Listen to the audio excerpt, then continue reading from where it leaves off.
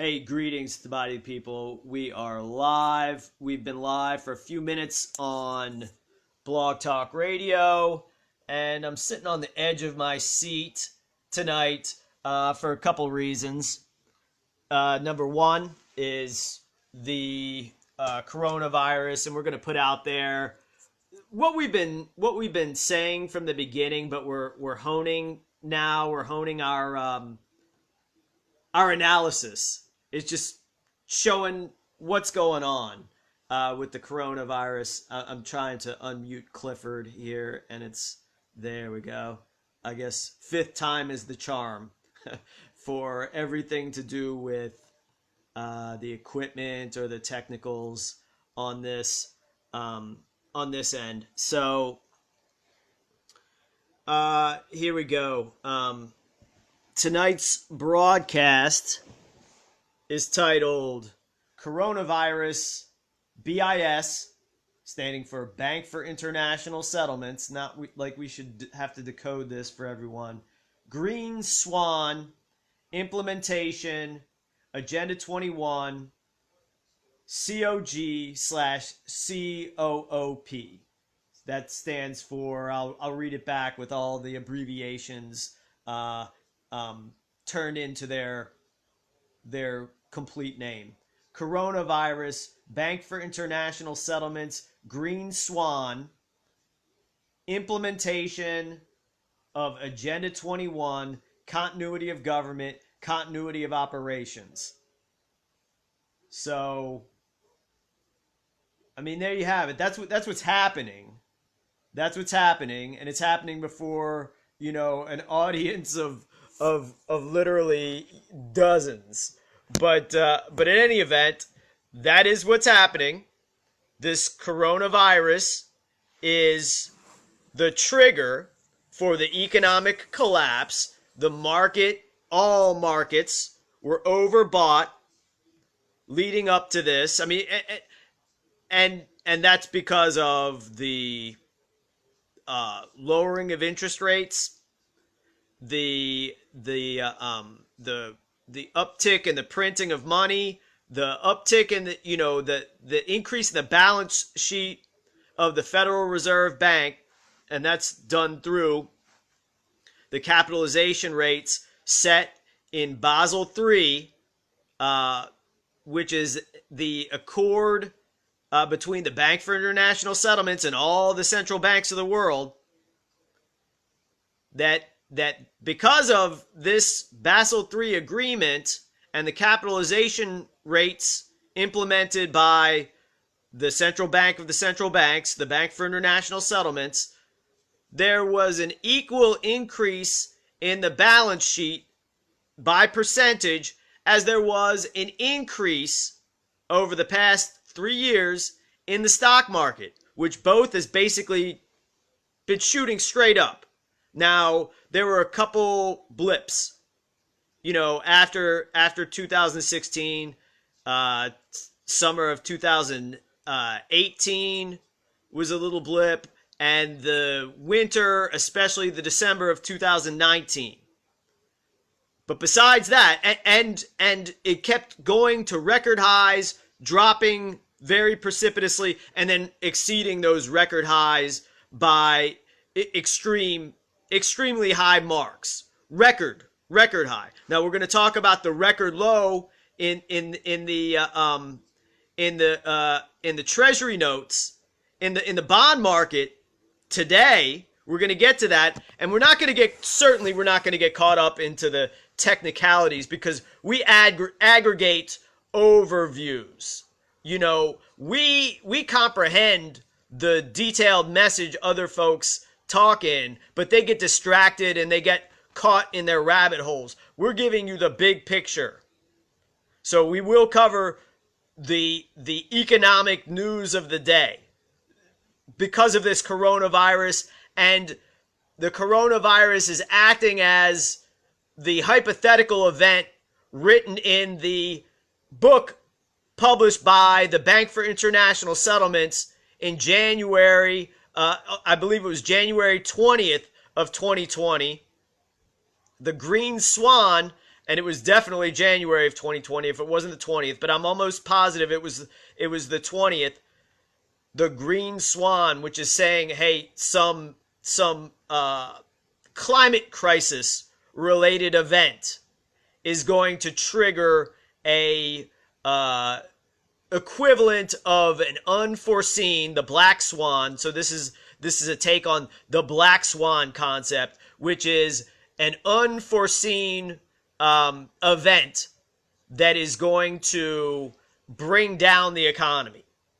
And so one thing to know, who's bringing it down and who knew it was going to go down, is who's profiting from all the short selling that's going on. When you have a zigzag in the economy and it's going up 1,000 on the Dow Jones, and then down 1,000, and then up 1,000, and then down 1,000, there's nothing but short selling. There's nothing but that going on. And when this volatility is at record highs, you don't see this volatility, it's easy to find the culprits, just like we did more than 10 years ago with 9/11, when we started going out and publicly saying in front of local news cameras, in front of the Federal Reserve Bank, we know who did it, because here are the people and institutions that profited from the short selling.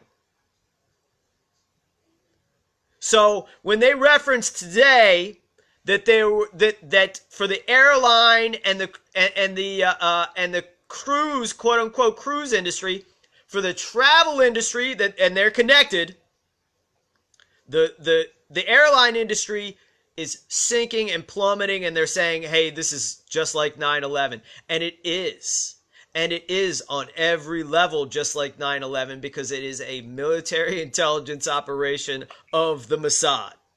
So at the highest levels of that, now if you wish to translate and say that, hey, the also, yeah, go ahead, Cliff. Pretext to violate your rights, like the Patriot Act and like the Patriot Act for 9/11. Excuse me. And the quarantining they're doing now for the coronavirus. They're shutting down schools. It's getting absurd. Yeah. Okay, so news as of 10, 15 minutes ago, shutting down at least one school in Chicago. So imagine what happens, how many murders there's going to be when they shut down the Chicago public schools. Give me a break. It's like, it's out of control. And so San Francisco, Cliff, here's this. Here's my hypothesis on this, and it's not really my hypothesis. It's my seeing what's happening. Like, everything was falling apart beforehand, that they were basically keeping it all together. The economy, civil society, everything was being kept together like a house of cards. Like something that they know is going to collapse. So again, we're going to get back to the 9/11 references. Full of asbestos, full of garbage, full of junk. That's the United States of America. That's the global economy. That's the global usury system, where it's contradicting itself.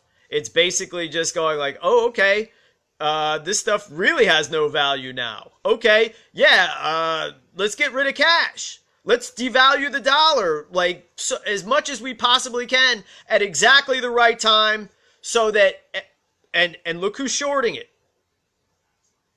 Look who's shorting the market, and there you'll find your culprits. There you go. That's how we found the culprits for 9/11. I mean, the analyst for the Chicago Board of Review that was saying like, oh, okay, here's this spike in short selling. Here's this, spike in wartime hoarding. So like, a forensic economic squad can go in and just go like, at this point, you can catch them while they're doing the crime, is what I'm saying. You see the crime, zigzag, up and down in the economy, them going on TV and saying like, hey, buy stocks, or when they shut like a large percentage of the trading market, like those who trade through Robinhood, they cut them out of the freaking market on the biggest ever increase in the stock market. The one day that everybody would wish to invest in the stock market. These folks, they can't trade, and then it goes back down. It goes back down precipitously from that point. Even though it went down precipitously and then back up at a shocking breakneck pace and then back down. And today, it was down almost 900 points, and then in the last hour, there was panic buying. I don't know what that is. Somebody explain it to me. I never see it before. There's no reason for the buying, but everybody's buying. Is that they're marking? Yeah, mark the numbers. Go ahead. Sorry. I was just going to say, like, well, panic buying, people are saying, well, if you're talking about buying stocks, yeah, I'm not sure what that is, but people are, like, buying out stores of hand sanitizer. Hand sanitizers, there's gone. Panic buying. Gone. First hand, you can't find it. Not around here. Go ahead. Sorry, Cliff. There's panic buying going around in certain stores. I've seen footage of people buying out places in Sydney.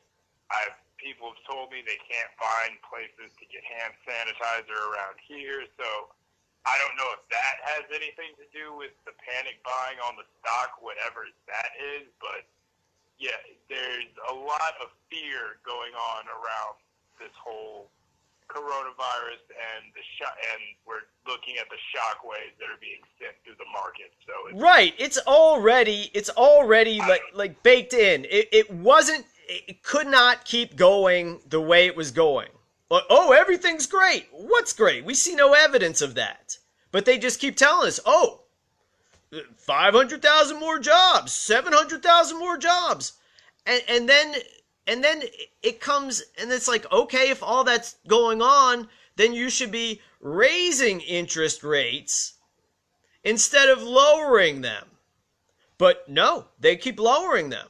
Oh, wait, okay, you should be tightening the lending instead of expanding the lending. Oh, no. Record high corporate debt. Record high. So in other words, it can't keep going like this. So they need a trigger to blame this on, because they can't go like, oh yeah, well, this entire system is just based on your economic slavery, and we got that, we got that going like 100%. We're at 100% productivity, so we're gonna pump it up to 110. So everybody noticed on their job, especially the past, like, I would say decade, but especially during the past several years, that more and more is expected of you, and you're not getting more and more compensation. I call it the Amazon effect, where you're competing with robots and a nation full of desperate and underpaid individuals, overemployed and underpaid and desperate. And there's only so much that folks can do until like what happens in a game of musical chairs. The chairs just start disappearing, and there's like only a couple places to sit down at that point. And then what? They bring in the trigger, the coronavirus. And a week ago they're going like, yeah, it's not a recession. Look, the Dow's up big. And then they go like, no. And then it's, yeah. But we knew that. Look at the inversions 8 months ago. We were talking about that. The things that where they were going, They were going, oh, Chris Dorsey, he says there's definitely going to be a recession. And I just watched CNBC and they said that there was only a 15% chance.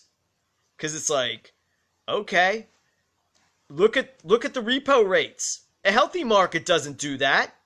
It's lack of liquidity only. And look at what's happening now. They got to open the floodgates. But everybody's so thirsty, they're all drinking it all up.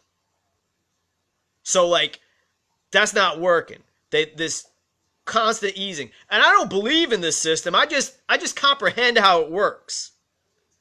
And they were saying, like, yeah. He says there's definitely going to be a recession. It's because, like, you know, anybody who knows how to read the signs, the inversion rates. Look at that. It was guaranteeing a recession over the next 12 months with the inversion rates. We're already in it right now. They go like, well, hey, if you look at technical recession in manufacturing, we're already there. Oh, but we're a services economy. Servicing what? You know, even for this stupid system, even for this dumb system that we have that I don't agree with, 50% of those who are employed in this system, their job is meaningless to keeping this thing afloat. I mean, what you've seen, if any numbers are to be believed from this coronavirus, when they're like shutting down entire nations and still like 100%, and still it takes a little while, it's meaningless. They're talking about terms right now like self-quarantining.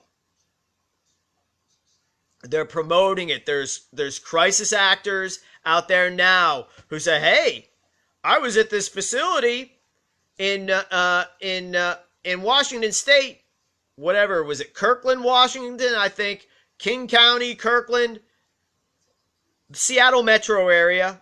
I'm not out there. I do have friends out there though. And so, you know, they would be more expert. But this woman is saying, hey, they made me leave this facility. Then they made me go to another jurisdiction. Then I called 20 times and they got hung up on. And I've been self-quarantining. And they say, oh, you're doing all the right things. What happens when they go like, oh, everybody's got to self-quarantine? What does that mean? Does that mean like everything's going to get delivered by an Amazon, you know, truck driver with a hazmat suit? I mean, what's going on? I had that vision in my head, you know, when I was walking down my street. Go ahead, Cliff. I mean, is that what's going to happen? Is everyone's own house or domicile they reside in going to be their FEMA camp? If you're required to self-quarantine, first of all, if you're self-quarantining, you don't really need to tell anybody unless it's like someone asks, hey, Dave, where have you been? It's like, oh, yeah, I've been sick, so I just don't really want to go out. Right, quarantine. The word quarantine. Right. You don't hear that term. You didn't hear that before. Yeah, like you said, hey, where you been? I took off work. I was sick. You know, like, oh, okay, right on. Not, I was self-quarantining because I got the flu. I mean, it's the trigger. It's the trigger. It's like this PR concept where it's like, hey, we'll get our side of the story out first. Okay, there's this coronavirus. Oh, hey, no. It doesn't have anything to do with any of these freaking, you know, the economy of China being a total fraud. And hey, the economy of the United States is a fraud. It's the same economy. But they're doing the same here in the U.S. They're building these freaking ghost cities. It costs money to build these ghost cities, even with slave labor. There's going to be still some overhead. So, like, you got these ghost cities, so what are you going to do? Let's turn them into a profitable movie set for real hits, imaginary hits. Because this is another thing. What was before the coronavirus? It was the Hong Kong protests. Okay. Well, what stopped them? Nothing stopped them. The police didn't stop them. The blue dye didn't stop them. Them shooting people dead on the street didn't stop them. Sorry. Not used to wearing a tie. I wear a tie once a week now, if that. But in any event, what stopped them? This coronavirus. This coronavirus is the only thing that stopped them. So let's extrapolate that out further. Okay, if people are dying in Washington State from the coronavirus, and like, you know, it's quick, but like, and then we got these images of the street in China where these got or metros or public buses where they just like break out, like 1 second they're fine, the next thing they know somebody's around them videotaping them vomiting out blood and then convulsing to death. I mean, I'm sure we've all seen that. I can't unsee it. You know, if there was another way where I could see it and believe it, or like if I'd have known what I was going to see when somebody's like, hey, look at this Wuhan video, I wouldn't have watched it. It's disgusting and it's disturbing. It's horrific. So we're going to get into a little bit of this 5G attack, or utilizing the 5G technology for a more concise delivery of a energy weapon, or attacking a virus inside of a person's body through use of an energy weapon that is directed. Because all those technology, because we're not going to go back and start debating, you know, folks, about technology that's all, you know, the Pentagon's already bragging about or is already being reported on in the mainstream media that the Chinese government has, you know, because we've already done that. I mean, we went through and we're discussing and posting about these Chinese super weapons. So now we would have to be idiots if we don't apply that to what we're seeing. Okay, Cliff and I worked a lot on the just over the couple days compared to what we normally do, which is, you know, just discuss things we think are important and not, you know, get into how we're going to deliver the show. Cliff, what do you think about what we've covered so far in the testimony? I think it's good.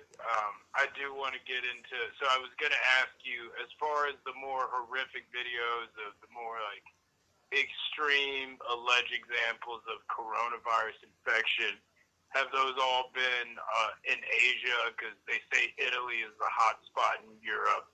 Because again, I do think there is an element of potentially testing out ethnic-based bioweapons.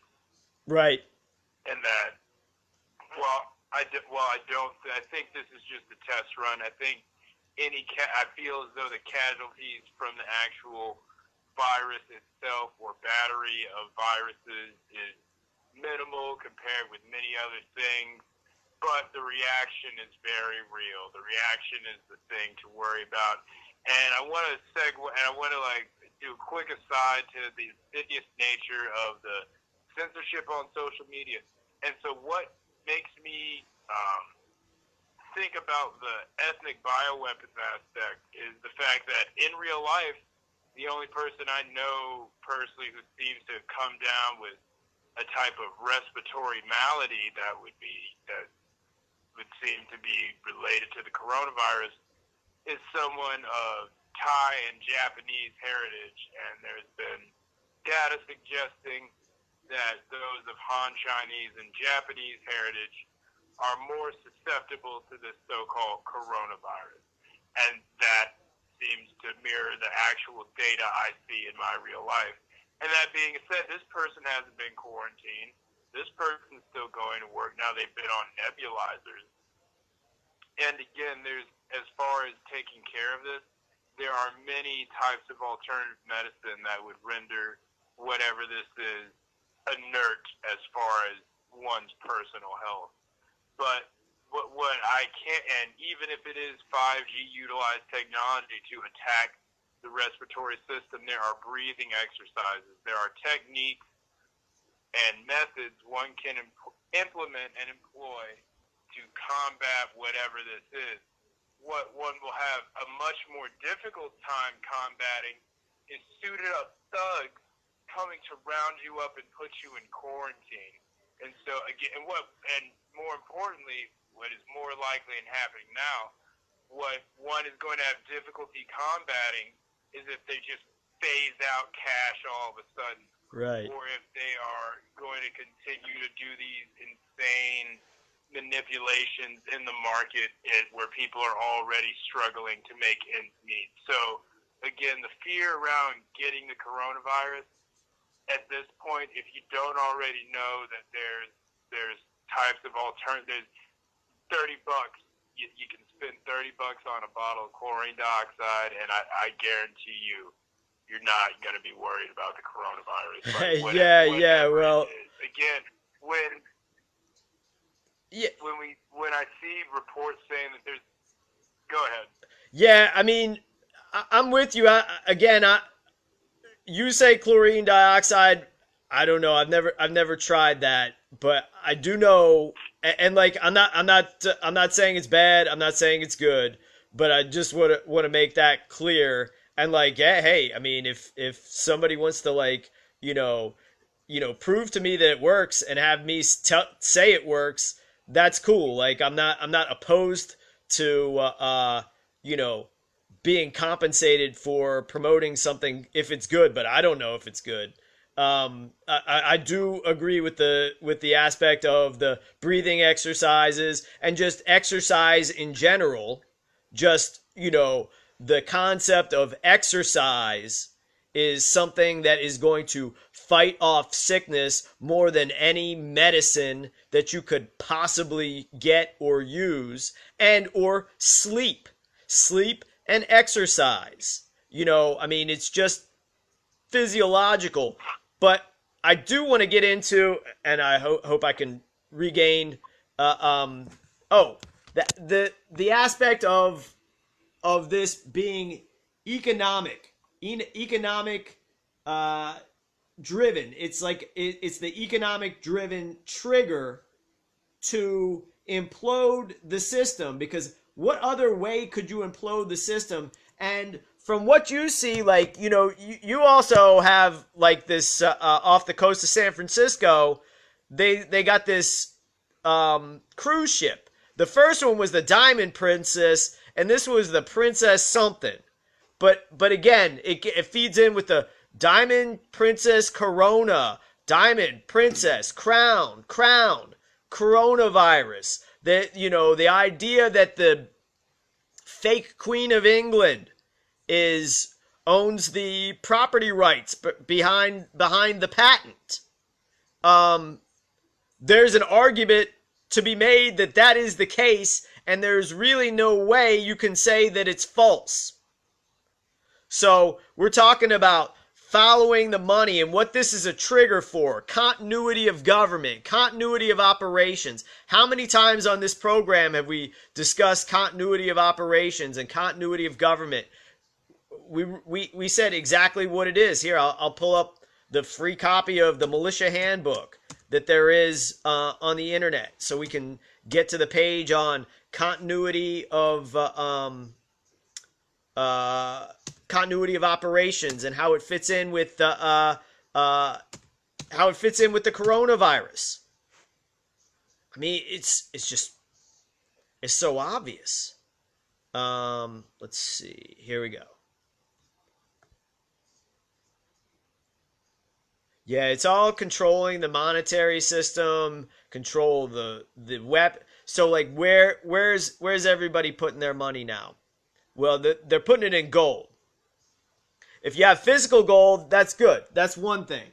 If you have paper gold, hey, it's still shooting up, and it's gonna shoot up in value from, I guess, over the next foreseeable future, the next few years, it's going to skyrocket. Everybody knows that. Like, who's paying any bit of attention. Anybody who knows anything, they know that gold is going to go up. But what they don't tell you is that the price of gold, for every ounce that you have of paper gold, for every ounce that you have of on the gold market, there are between 80 and 1,000 other owners of that particular gold. So what the actual value of the gold when it all starts shaking out is between 1/1000th and 1/80th of what it actually is. No one, just like everything else about this market, nobody can call it in all at once. That's why they have the Financial Stability Board of the Bank for International Settlements. That's why you've been seeing these plunge protection crews operating inside these global indices, just like we told you about back in 2015 during the flash crashes, where they just basically, hey, we're going to stop trading. We unplugged the algorithm. The computer's unplugged. Oh, we're going to plug it back in and it's at a different price? Oh, okay. Oh, and if it were naturally to go, it would have just gone straight down to zero and everybody would have lost all value of all everything. Oh, we can't let that happen. Oh, the computer outsmarted us and figured out it's a zero-sum game and the value of these markets is zero? Oh, we can't do that. We got to manipulate this. And we got to implement martial law and quarantining and all that other stuff before we do that. So, sorry about that. And you have a job for a long time, Plunge Protection Crew and Financial Stability Board, which is a body that says, oh yeah, Deutsche Bank, yeah, they were laundering money. That's all they were doing. Yeah, for Donald Trump and all Donald Trump's, Rothschild mafia bosses. Oh yeah, they were doing that. Oh yeah, none of them can get in trouble because if that happened, yeah, no financial stability. That would affect financial stability. So where's the Financial Stability Board about like this panic? They're not acting. They're not going like, hey, yeah, you might know us from, facilitating every sort of illicit monetary operation in the biggest banks in the world, like HSBC and Deutsche Bank and Bank of America and Wells Fargo. You may know us from all of that, but here we are on coronavirus. Where are they? They're nowhere. The only thing I know of is the Bank for International Settlements wrote this book called The Green Swan. Go ahead, Cliff.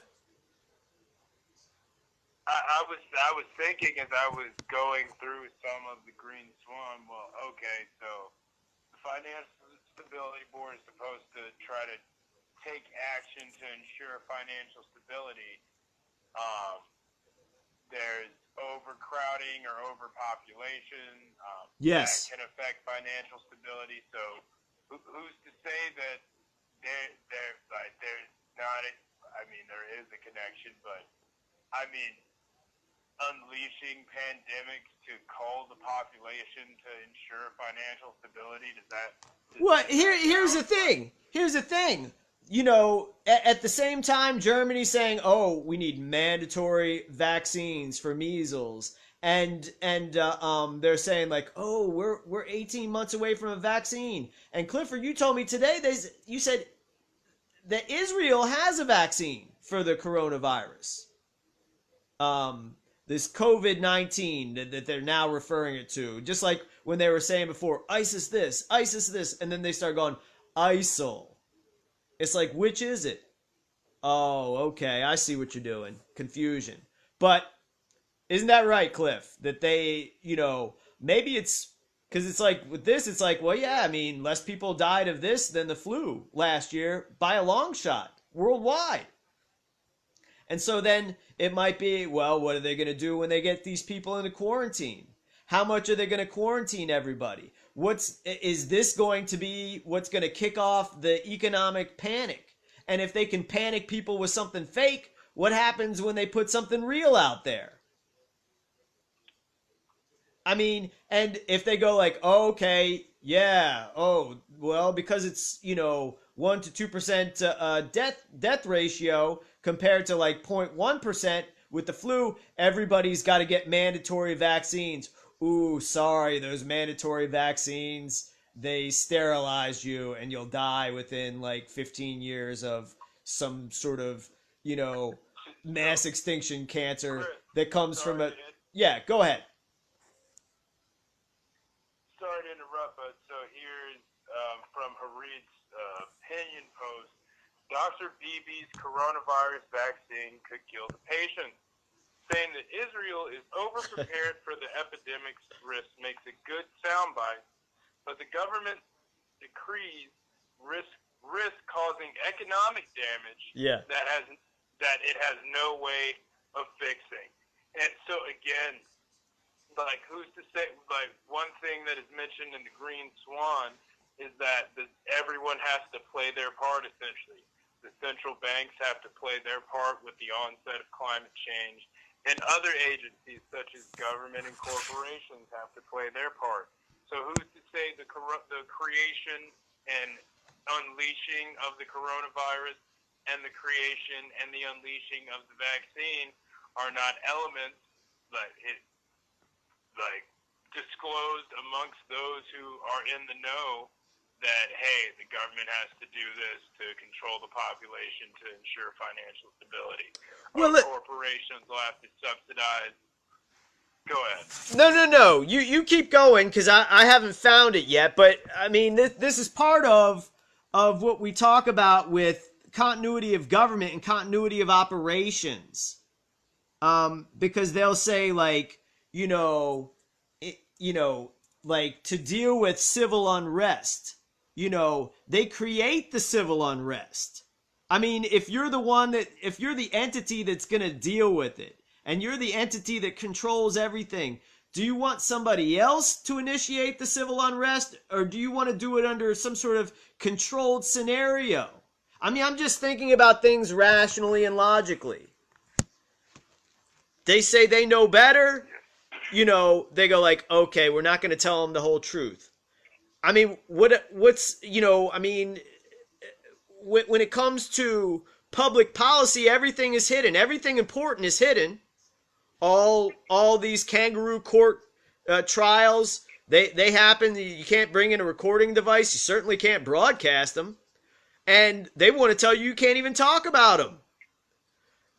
So everything important, there's classified military material. Well, what controls everything? Well, where the safe money's going right now when everything else is down, it's going to gold. And we just discussed gold, and it's gone to quote unquote defense stocks like Lockheed Martin and BAE and Northrop Grumman. Though it's going to those. Because everybody knows at the end of the day, no matter what, somebody's got to pay for food and somebody's got to pay for war and water. All those other things, they fall aside. And so it's the military. It is the military that is initiating all of these quarantines. They're the ones that are going to release the vaccine. It's the military. What does the military do? Well, throughout history, it's been a mechanism of political will, and it is a lethal force. It's a lethal force for the purposes of political will. That's what a military is. All right, I'm really trying to find in the Militia Handbook where we start reading out about I wrote about maybe it's continuity of government, continuity of operations. Let's see. Okay, it must be. Did they?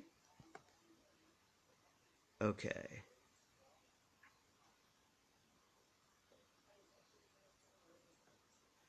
All right.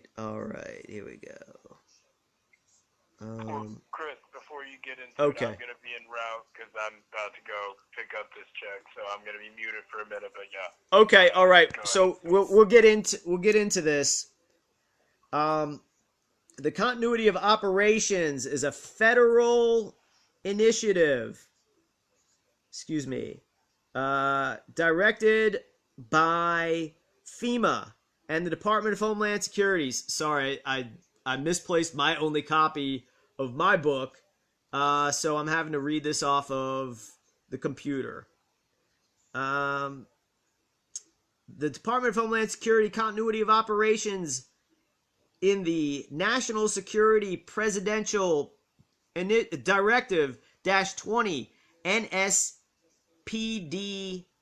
51/HSPD-20 and the National Continuity Policy Implementation Plan is an effort when individual executive departments and agencies to ensure primary mission essential functions during a wide range of emergencies, including localized acts of nature, accidents, technological or attack-related emergencies.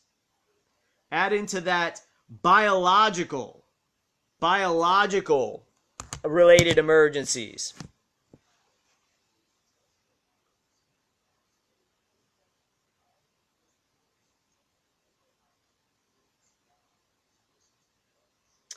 All right, there's some freaking joker on here named Jim Lyons. Jim Lyons.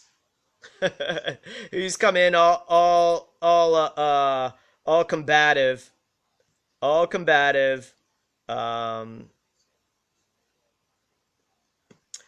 So you're wrong 100%, you freaking moron. Okay, Jill Lyons, you freaking moron. You are so wrong. We just spent the past hour or 45 minutes talking about the Bank for International Settlements and who controls it. So don't come in here being all combative. Yeah, okay. Who controls the money? Okay. You silly joker. We're gonna block you. We're gonna block you, you joker. Hey, can somebody really do a little bit of work out there? I mean, I noticed that the comments are a little better tonight, but do a little bit of work and look into who this Jill Lyons person is so I don't have to freaking waste my time like I did a couple weeks ago with this attack crew out of the greater Manchester region of the UK, like all these random people from one place. I'm new to this and I don't care. Then okay, so you're wrong, you're stupid, and you come in, I'm new to this. So you come in with diarrhea all at the mouth. This is what I'm talking about with people cannot act right. I'm telling you how to just disregard 99.9% of the population and even a lot of the commenters on social media. Because, like, again, it's meaningless. I do recognize and appreciate some good comments tonight, and there you go.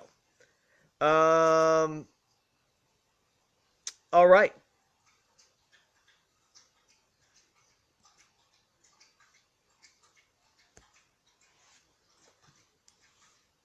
Okay. You are such a piece of garbage. So this Jill Lyons person says attack crews. And my example was given. Attack crews like 2 weeks ago. On 2 weeks ago's show, an attack crew of similarly aged men from the greater Manchester region. All of them randomly coming on at the same time for a coordinated attack. That's what I mean by attack crews. You're blocked now. You're blocked. Man, I hate these pieces of garbage so much. They're just demons, demon seeds. That's all they are. And who did she mention? Rudy Rockman. So you know that's Mossad. You know that's Mossad. All right. Oh yeah, the gas in Chicago has dropped drastically in price, 50 cents. Any thoughts? Yeah. I mean, go to the Militia Intelligence Report #2 YouTube page, and I got into all the stuff about OPEC and all the stuff about the languishing price of gas. So that's what was going on. We've been telling you this for such a long time. When money goes out there, it's not going into people's pockets. When they start easing the money, it just artificially drives up the commodities, the indices, the markets, and it devalues what everybody gets paid in, or what the majority of the people get paid in, which is Federal Reserve notes, dollars. It devalues the dollar. So where is this exhibiting itself to a point where you can't even ignore it in any sort of way? The price of a barrel of oil. It's costing more to extract that American, fracking oil. It's costing more to extract it right now than it's worth. But they're still doing it, so there's an excess in the market. And they just had that OPEC meeting today. And they said, oh, this is the worst one of all time. So you know everything's collapsing when everything deteriorates into a shit show. Because that's all anybody's got left. That's the only way anybody attacks me. They go, who are you? Oh, you wrote that book. Oh, your book is garbage. Oh, you suck. Okay. Have you read the book? Have you know any points about it? I've made over 100 appearances, debated, government officials, editors of newspapers, anyone. They go like, hey, this is some guy. This is some college dropout, and he's going to debate you, and he's going to show you up. No matter what your area of expertise is. So the OPEC meeting, and I can tell you that the Iranian government over the past, I would say, 4 years has turned into a shit show. It's joined the rest of the world. Chris, I'm in room quick chime into the coronavirus connection that apparently Natural News, that's an alternative media site, is talking about. I've mentioned this before, like body bags for Iran, and we discussed this, that is this just a cover-up of them putting down the protests in Iran? Yes. And again, we've alluded to this, but the connection where the biggest sort of hype around the coronavirus seems to coincide with places that are becoming the most discontented with the criminal nature of the government. Right. But continue.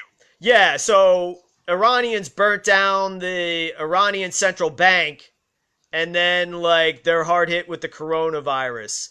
I mean, is this internal? Is this an external attack? To me it seems, and then they have the same connection as they did with the Chinese. Oh, look at them, they're eating bats. Look at them, they're eating these snakes. That's how they're getting the coronavirus. And that'll even leak out into the mainstream media, the mainstream news. And in Iran, what is it? Oh man, these people are licking these relics during these holy pilgrimages. They're freaking licking it. They're licking each other's lick. They're licking each other's spit. And that's how it's transmitted. And thousands of people are doing that all at once. And so they're going like, oh, it's because of this. It's because all these pilgrimages. Oh, we got to cancel that. And cancel this. And who do we see this from? Who's evidenced of this? Yeah, Cliff brings up a great point. Is this cleanup work, from the Chinese and Iranian UN-led regime, BIS-led regime, like cleanup work? Oh, a bunch of body bags. Okay, why is that? Is it going to be a combination of all these things? You see, I had this thing going through my mind all day today when we were going to discuss this. It's never this or that, it's always this and that. It's always this and that. Is there probably some sort of virus? Yeah, probably. I mean, they release that all the time. That's what they do. That's what the CDC does. It controls diseases that they release out into the public. And these other nations, they have the same thing. They have the same exact thing.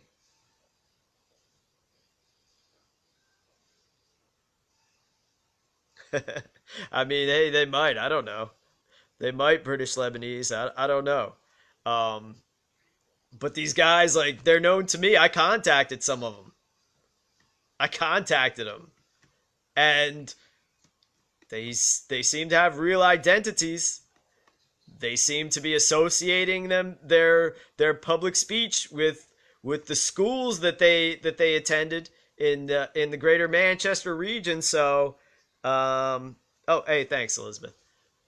Elizabeth Huss, and yeah, there you go. I mean, so it could be same group. I don't know. The velocity of money rate has been at all-time low since 2018. Then compare it to the stock market going through roof. No. But that's not true, Kyle William. That's not true. The balance sheet of the Fed and the increase in the stock market are an exact correlation. That's what we've been saying, this whole time. It's this easing and increase of the balance sheet that's not going into the pockets of the workers. It's not going into the pockets of people even getting, living off the dole. Your money is being devalued and the stocks are being overvalued. And even with all this overvaluing, everyone knows that all these markets, they're overbought. There's no place else to put the money. Okay, yeah. Okay, sorry about that then. Yeah. Okay, right on. Then I misread. So yeah, I mean, it's a direct corollary. I just don't see that many folks talking about this. Like, it's overpumped. Like, they go, eventually, in a couple weeks, they'll start talking about a bubble. But it's always a bubble they're creating.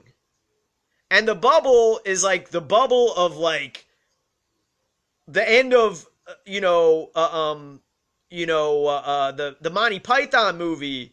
I think it's The Life of Brian, when that guy goes into the restaurant and keeps eating, like, these gigantic platefuls of spaghetti, and then he just explodes.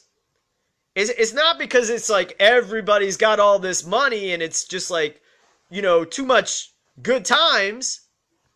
It's that there's not an increase in the wages. And then the wages, through the increase in the commodities market, in the stock market, in building these ghost cities, in building these shopping centers that sit empty in the United States, which has been a phenomenon of the past 30 years, that it overvalues certain things and it shoots it up to a certain level where the average person can't afford it because the value of their dollar is lessening and their wages are stagnating. So the bubble is just a complete self-indulgent greed bubble, where it's just like the rich can't gorge themselves anymore. And so knowing that, they're shorting the market, which is letting off steam from the bubble.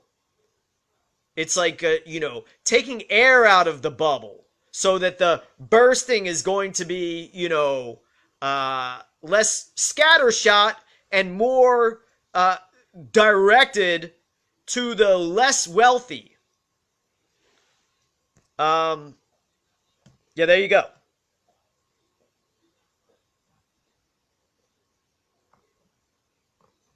Oh yeah, I mean, yep.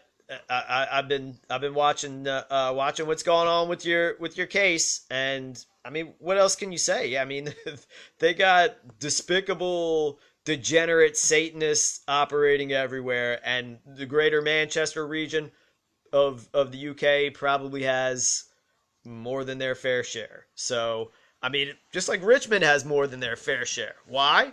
I mean, well, one of the reasons is the state capital. Another reason is it's, a headquarters of the Federal Reserve Bank.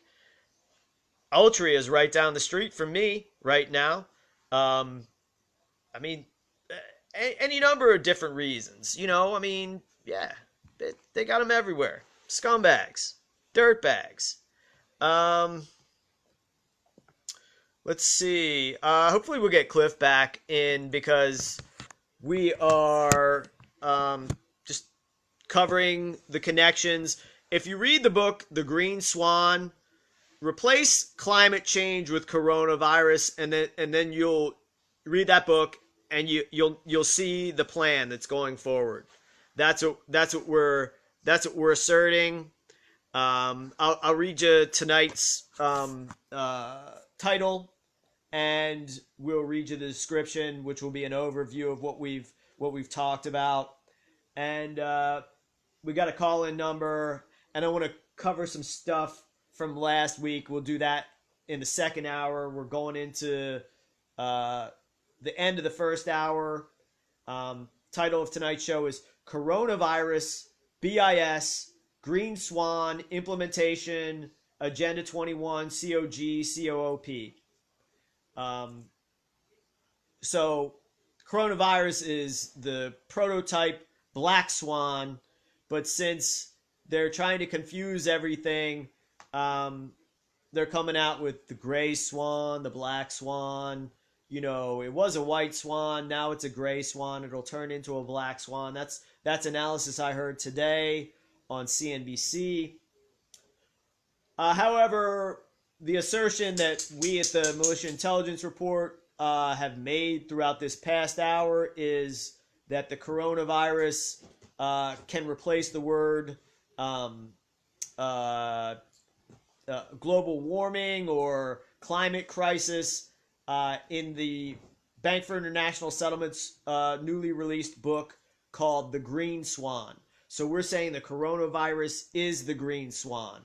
We're not saying it has something to do with climate change because we know about weather manipulation as a military tool, as a tool of military intelligence. And that's what the Bank for International Settlements is as well. It's just a military tool because everything is based on warfare, economic warfare, germ warfare, conventional warfare, electronic warfare, information warfare, etc. More ecclesiastical, lawful testimony on the coronavirus as a pretext for the implementation of UN Agenda 21 and FEMA/DHS continuity of operations and continuity of government. We shall delve into the book released by the Bank for International Settlements, The Green Swan, as a handbook for the current coronavirus economic collapse. Coronavirus is economic and germ warfare rolled into one. It's also psychological warfare. It's also informational warfare. It's also every economic warfare. Oh yeah, I said economic warfare. Sorry, I got carried away. It is the trigger for the overdue collapse. The economic collapse is overdue, like we've been saying. They've been keeping it together with the chewing gum. It's the trigger for the overdue collapse, and the trigger for mass vaccinations / quarantine culling agenda. We shall cover 5G / energy war connections as well. We did that.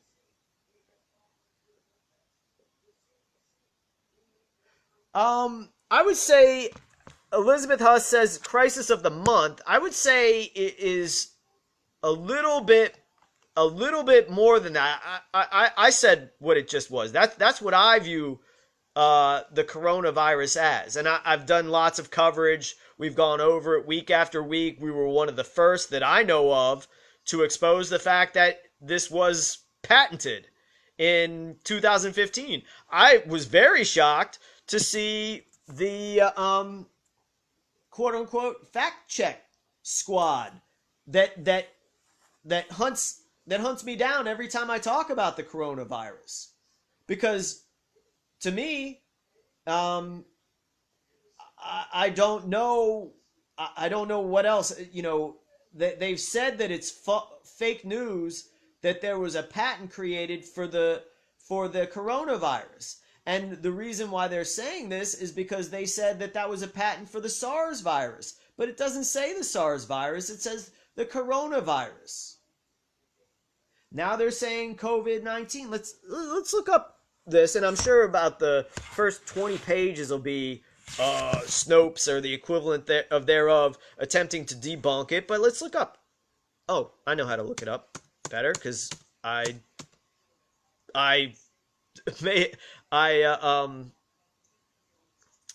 attached it to the description of a video I made about the patent.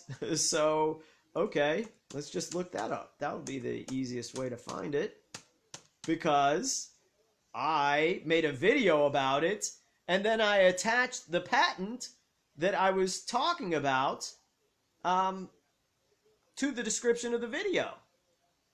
So I can't figure out how that's a SARS virus. There's nowhere on that patent does it say SARS virus. It says coronavirus. And even if it is a different strain of the coronavirus, is that the coronavirus that was patented that has mutated, like the patents for any number of different flu viruses that we are given vaccines for. Elsewhere, gun control activists have held vigils across the United States. Okay, sorry, that's the automatic video that pops up on the Militia Intelligence Report number 2. That was a Press TV commentator. In case anybody wonders what that was in the background, they can look up and verify that information for themselves. All right, let's see. Coronavirus, U.S. patent for biological warfare. And here, I'll show it to you. Why this is interesting, because if you look very closely, that's a screenshot of the patent. Okay, yeah. Yes, true, Elizabeth Huss. I would say a little that this is a little bit more severe. The coronavirus is a little bit more severe as far as the global implications. And I wouldn't separate any of these things because they're all the same. See, there you see, they're like, hey, don't go to this place for this information. Don't believe what you see here, even though it's a U.S. patent. There you go. There's the U.S. patent. There's me, Militia Intelligence Report number 2. Well, that's not me. That's a picture of me and my dog from 5 years ago. Actually, 5.5 years ago. Here's the patent. Let's see what the patent says. And we'll click off of that because we don't need to be on there anymore. So we don't want to shut the computer down with the, okay, coronavirus. Okay. There's a nice advertisement for a face mask. Pretty funny. Coronavirus. The Purebright Institute. Now, we referenced who that was earlier in the show, so we're just naming the names right now. And obviously, we have gone into ad nauseum what ethnicity is behind all this stuff. We already know it. It's a European bloodline. It's not Levantine in any way, even though I'm Levantine. But they are not Levantine, even though I'm as white as one can be. I'm the king of all white people. But these people, they're quote unquote white as well, even though they have for them, in a lot of cases, a different complexion, but their bloodline is very different. So we know who that is. We name them the Khazarians. We get into their genetic haplogroups, their genetic predispositions. So we've been there. Like, we don't have to beat a, I'm not going to use bad animal terms. We don't have to give our testimony overkill. We've set it on a level where we are the supreme at naming the enemy. We are the supreme, and anyone who objects to the activity that goes on this earth, I am their genetic and biological king. And I'm saying this because of my genealogical records and the evidence I've seen from family members' genetic testing. So coronavirus, referencing the illegitimate crown, the simulation of the crown, because the current Queen Elizabeth is an imposter and of a different kind of bloodline, as are her male heirs. They don't have that R-M222Y DNA, so they are obviously imposters to any sort of legitimate crown of England.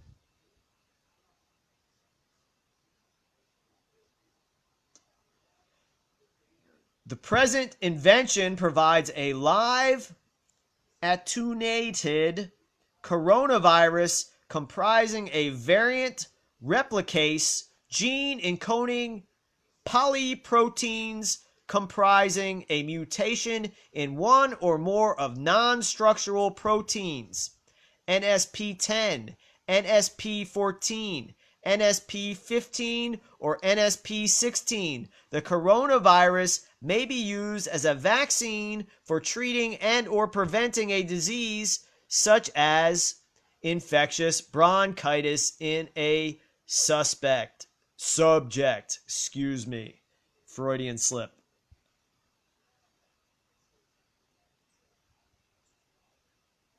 Yeah, pro-Palestine endorses Noam Chomsky. Great. Yeah, okay, thanks, Bill. Thank you. Much appreciated. She's blocked, but thanks for verifying that. Let's see, where does it go from here? Description. Field of the invention. The present invention relates to an attenuated coronavirus comprising a variant replicase gene which causes the virus to have reduced pathology. The present invention also relates to the use of such a coronavirus in a vaccine to prevent and or treat a disease.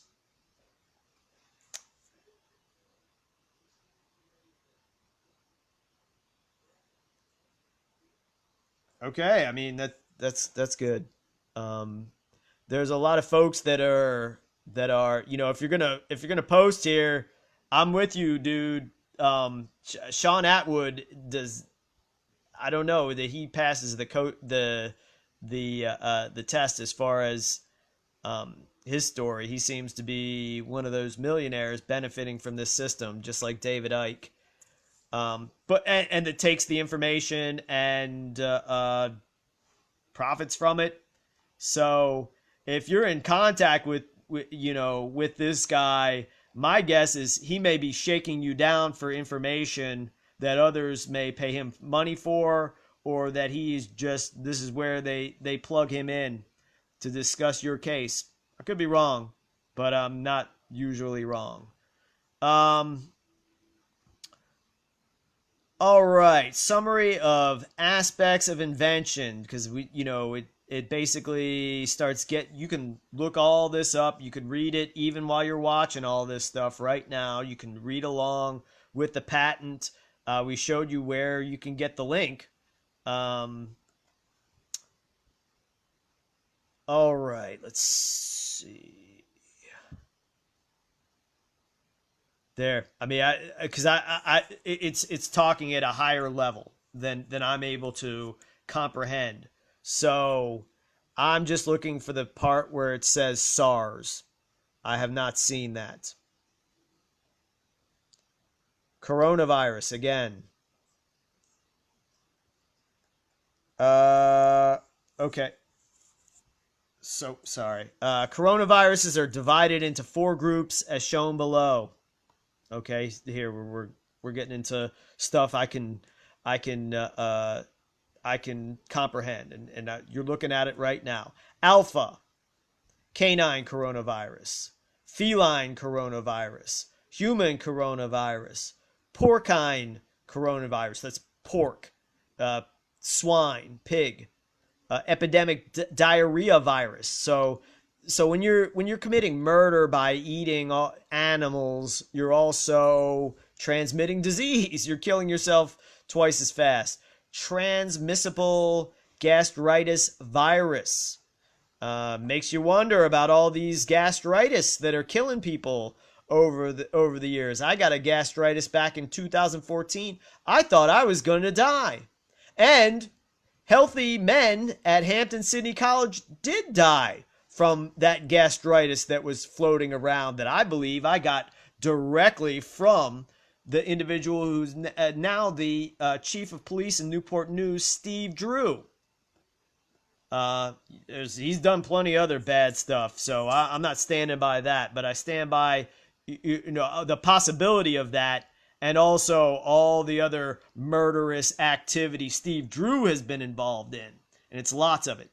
Beta, bovine. So again, double murder. Meat is murder, then you're murdering yourself by spreading this deadly disease that they invented in a bioweapons lab and then are releasing into vaccines given to these animals and to humans.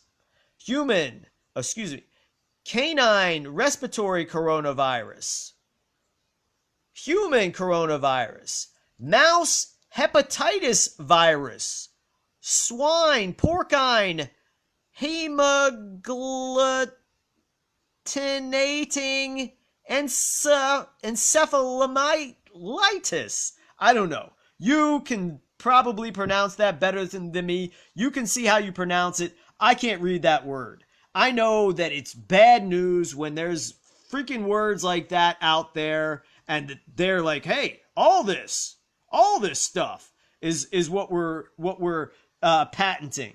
Rat coronavirus is quite prevalent in eastern Australia. Oh, okay, interesting. Among feral rodent colonies. Okay, so they're creating these diseases in all these different places. All right, no common name as of yet. HCOV-HKU1, severe acute respiratory syndrome coronavirus, SARS coronavirus. Oh, okay. So it's SARS, but it's also all these other things too. MERS, Middle East coronavirus. Infectious bronchitis, IBV, Turkey coronavirus, blue comb disease virus, pheasant coronavirus, guinea fowl coronavirus, Delta bulbul coronavirus, thrush coronavirus, Mungia coronavirus, porcine coronavirus. This variant replicates gene of the coronavirus of the present invention may be derived from an alpha coronavirus such as TGEV, a beta coronavirus such as it's not saying that's what it is. It's saying it could contain all of these things. Okay.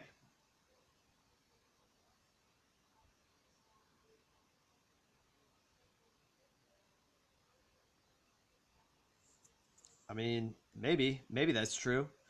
Okay. Let's see. Oh, this is making my head hurt reading all this information and trying to like decode it. But I mean, it's just telling you what it is. Contain all of these or none of these. As used herein, the term derived from means that the replicase gene compromises substantially the same nucleotide sequence as the wild type replicase gene of the relevant coronavirus. The variant coronavirus replicase gene codes a protein comprising a mutation in one or more of structural protein, NSP10, NSP14, NSP15, NSP16. We read that before. Compared to the wild type sequence of the non-structural protein. IBV, avian infectious bronchitis, is a highly contagious respiratory disease of chickens. Blah, blah, blah. Delaware, Massachusetts. Okay, Delaware, they have like a lot of chicken farms there. Blah, blah, blah, blah, blah. Oh, IBQX is a virulent field isolate of IBV. It is sometimes known as Chinese QX, as it was originally isolated following outbreaks of disease in the Qingdao province region of China in the mid-90s. All right, so you can go on and on and on. It seems like the coronavirus is all these, it's like a flu virus. There. Can you read that? Do you know what that means? No, you don't. I mean, if you do, let me know. You probably have a lot to teach me, but GGTTAAGGTTCAG So like, okay, it keeps going like that. Okay. So if somebody can tell me that means that the coronavirus, them patenting that is a fake, I don't know. I mean, I've read nothing except for the more I can wrap my, ignorant brain, because I'm not an expert on this, but in layman's terms, it seems very obvious that the coronavirus is a catch-all term for all these other specific viruses, and that any sort of patentable vaccine contains different variants of all those different quote-unquote coronaviruses. So, does that mean it's fake news that this was created in a bioweapons lab? No, it verifies it. Does it make it fake news that there's a United States patent by the Purebright Institute? Does that make that fake news? No, it verifies it. It verifies it. Okay, so there we go. There we go.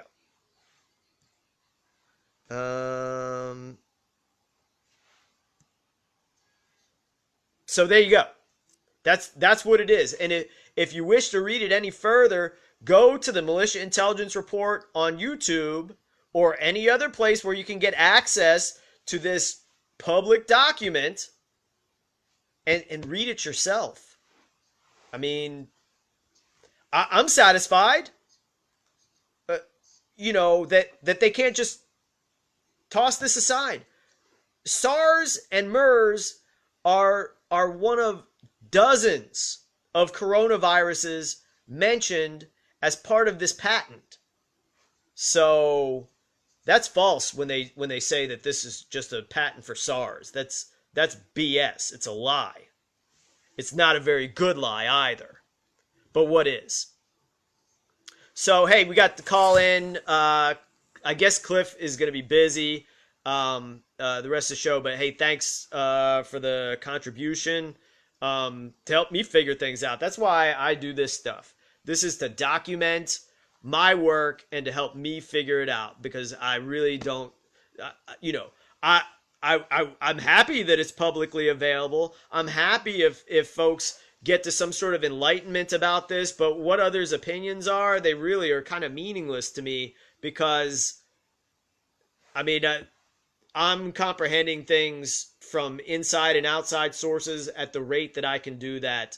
So let's address some of last week's show and give you a little bit of an update. The call-in number is 646-668-2151. We had Jessica Collins on last week. And I think the Joe Biden aspect is really important when talking about Jessica Collins, because Joe Biden, in this rigged election process charade that Americans are paying attention to, or forced to pay attention to now, it looks like he's going to be the presumptive Democratic nominee. There was even a on the biggest 1-day gain for the Dow Jones Industrial Average. One of the reasons given was that Joe Biden is being likely is likely to be the presumptive Democratic nominee. So therefore, healthcare stocks went up as the status quo of Obamacare, which is the so-called healthcare industry, printing their own money, and that the sudden bankrupting of the system of something that would never happen, of Bernie Sanders, is less likely a scenario. So Jessica Collins was trafficked to Joe Biden by Joe Biden and by his son Hunter Biden, according to her testimony. A lot of folks, have taken her testimony, and we've put it out there. It checks out. It checks out to us. It checks out others. They haven't said, okay, here's why it doesn't check out. Nobody's disputed or refuted the information. They've just meticulously gathered it and culled it. That's it. They meticulously gather and cull it. Now, that's being documented. The fact that all these folks are contacting Jessica Collins, and it's being well documented. You know, global, international, BBC, MIR, New York Times, and a lot of these guys are freelancers working for these institutions. But we all know that there's some guy from the BBC that now owns his own media company that was trafficking her. And basically, people are going to this guy's Twitter page and going, hey, check this out. What do you have to say about this? If he didn't have anything to do with it, if it were me and I was in his position, of course, I would never get in somebody like that position of being able to, in this current climate, of being able to, work as a reporter for the BBC and own my own media company. But this guy didn't say, oh no, she's full of it. I don't even know who this person is. Just said nothing. I mean, they can't deny it. They won't deny it. So what's happening now? Well, we went over this. They are using these tactics. So when we talk about human trafficking, we're talking about, on a certain level, mind control. Like everything's mind control. Like money is mind control, and like everything that stems from money is mind control. So we have this system where somebody's being victimized, somebody's being trafficked. to powerful people. Because if it were the other way around, okay. Actually, I think we got Jessica on the line. Jessica, can you hear me? Yeah, hey. Hey. Yep, I can hear you. Okay. So, Hi, can you hear me okay? yeah, you're coming through loud and clear. I did see the complaints about me yelling last week and hardly being able to hear Jessica. So let's see if we can get a sound check on Facebook Live to see about it. But yeah, go ahead, Jessica. I can hear you, and I've got the microphone pointed straight to the broadcast microphone for the Facebook Live on a different apparatus. But yeah. Perfect.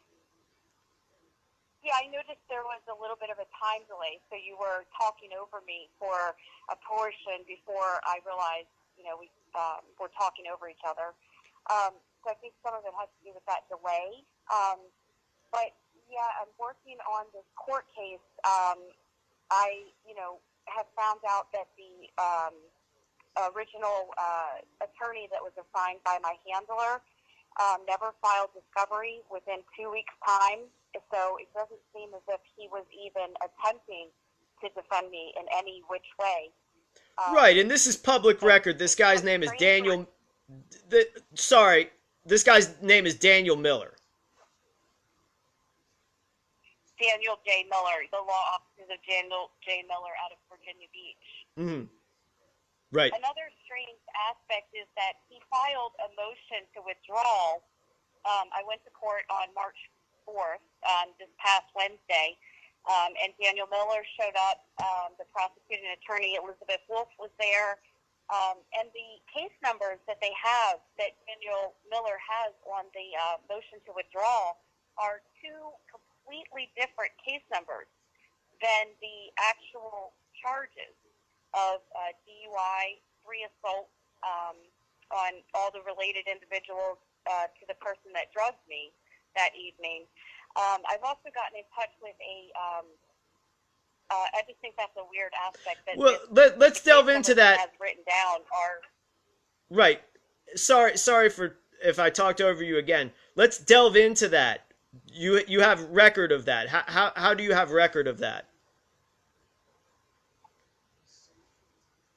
I'm not certain how I received these documents. I really don't know how I got in possession of them. You think that could? Them. You have them through email? Okay. Sorry again. Apologies again. Can the public see that? No, I've done searches for these new case numbers for the motion to withdraw online, and there's no record of them. He has a certificate of service of it going to the Commonwealth Attorney's Office, with his signature, and the date that he sent it was February 13th. So he assigned himself to the case by, payment from my handler on February 4th, and he withdrew himself on February 13th. So between February the 4th and February the 13th, he didn't do anything on the case to file discovery, to do anything that I think a normal attorney in defense of, their defendant would do. And then when he filed this motion to withdraw, the case numbers are completely different. They begin with a JA. So the case number is JA 159043-05-00. That's one of the numbers. The other one is the same, except for instead of 05, it's 06. But these don't show up anywhere on the court records that I can find. And so that's where I'm at with this, is completely confused. Have no idea, and I really can't trust an attorney with this case, seeing what I've seen so far. Okay, let's do a real quick recap. Yeah, okay, and just to make Jessica's last point clear, because it's important. That's not why I was, trying to bring it back to a recap from last week, and just to recap the case, because this is goes far beyond the audience of the Militia Intelligence Report. That yeah, once these lawyers, you know that they're not that they get the orders from the Bar Association or certain judges to not take a case, they won't touch anybody or cooperate in any sort of way. And yeah, none of them are really trustworthy, to represent, a really wronged party in a court of law. So Jess, how do you want to recap? Because I want to get into a couple things that happened since last week, but maybe we can recap the show for, folks who are just joining us the first time. This is Jessica Collins. She was the original whistleblower for the quote-unquote DC Madam, who was known as Deborah Palfrey. She brought together the connections between the DC Madam, oh, we got Cliff back, that's cool, and the Jeffrey Epstein Ghislaine Maxwell trafficking operation, and the number of individuals she has been trafficked to that are powerful individuals in media, politics, banking, etc., is shocking.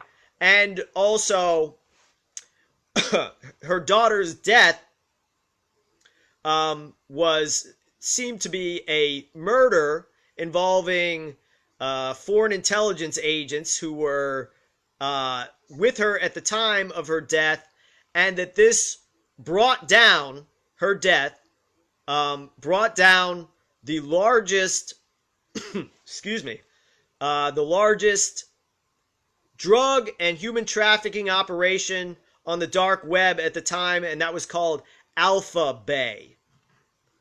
So that's the recap. The recap of what's going on now is that Jessica was seemingly drugged by a drug dealer named Coy, and there's a bunch of associations between this individual, the police, the Commonwealth's attorney, and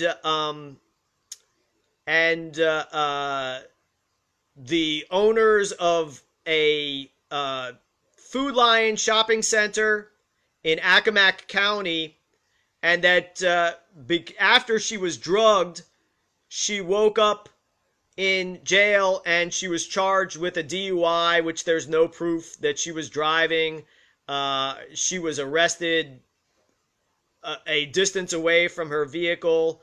No charge of drunk in public, which seems to be the only charge, and that she's charged with assaulting the manager of the Food Lion, among others, who is friends with the drug dealer that we have seen video evidence of dealing drugs at this Food Lion. So basically, we talked about this guy being a drug dealer, and then somehow, not somehow, he was videotaped, somehow, he was videotaped dealing drugs, and that video is publicly available on Twitter at this same Food Lion, and we surmised, because we know how these operations work, that obviously the manager of the Food Lion, who's an alleged victim of a petite 42-year-old woman of an assault, knows that this guy is out there dealing drugs, and so do all the police everywhere. And now anybody from the public who wishes to know now knows. And that this guy Coy is also recorded now, that thousands of people have heard. And listen to it, see what you say. I mean, he never he changes the subject when he is directly accused of drugging people, and he doesn't answer and makes up his own questions after hearing a direct question. So it's obvious if I were to guess, to me, and we can see what the public thinks, because this is all publicly available information. See what you think. Go to Jessica Collins on Twitter and see what you think. So Jessica Lee Collins, yeah. Jessica Lee Yeah, and I've been Collins. told by my chancellor, sorry. No, I'm sorry, Jess, because I don't want to have any, like, of us talking over each other. So yeah, I mean, anything you want to add to that? Before we move on. Right, yeah, it's tough. It's tough when there's a delay, but yeah, I've been told by my handler, just to stay quiet, take everything down off of Twitter, don't talk about the case until it's over. But I don't see how that's even possible when I see that I'm being railroaded. I've gotten in touch with a forensic scientist in France who did the testing on the Ukrainian president that was poisoned in 2004. Victor, do you know how to pronounce his last name? Victor Yushchenko, wasn't it? Victor Yushchenko? Yeah, yeah, so he did the testing on him because I've been having to do my own research, and I found out that the type of drugs that would have been used would be present in my hair follicles. So I'm spending all my waking hours doing research into the procedures of court, the codes, how to file all of these issues in the court record, and it is completely confusing, to say the least, and then trying to defend myself, trying to make this information public. I have all that going on at the same time, and the real fear that it's all because of what was going on prior to this is I was in the process of documenting all of my evidence in a video format so that could be shared easily, in the public online, and also to write a book so that everything was documented. And that's all been halted because of this case, where, there was no investigation into this person. When I did mention it the very next day, as soon as any of the effects of the drug wore off, I told the police on January 24th. If I ever say February 24th, it's because this month has gone by so fast. Right. It's like it never even happened.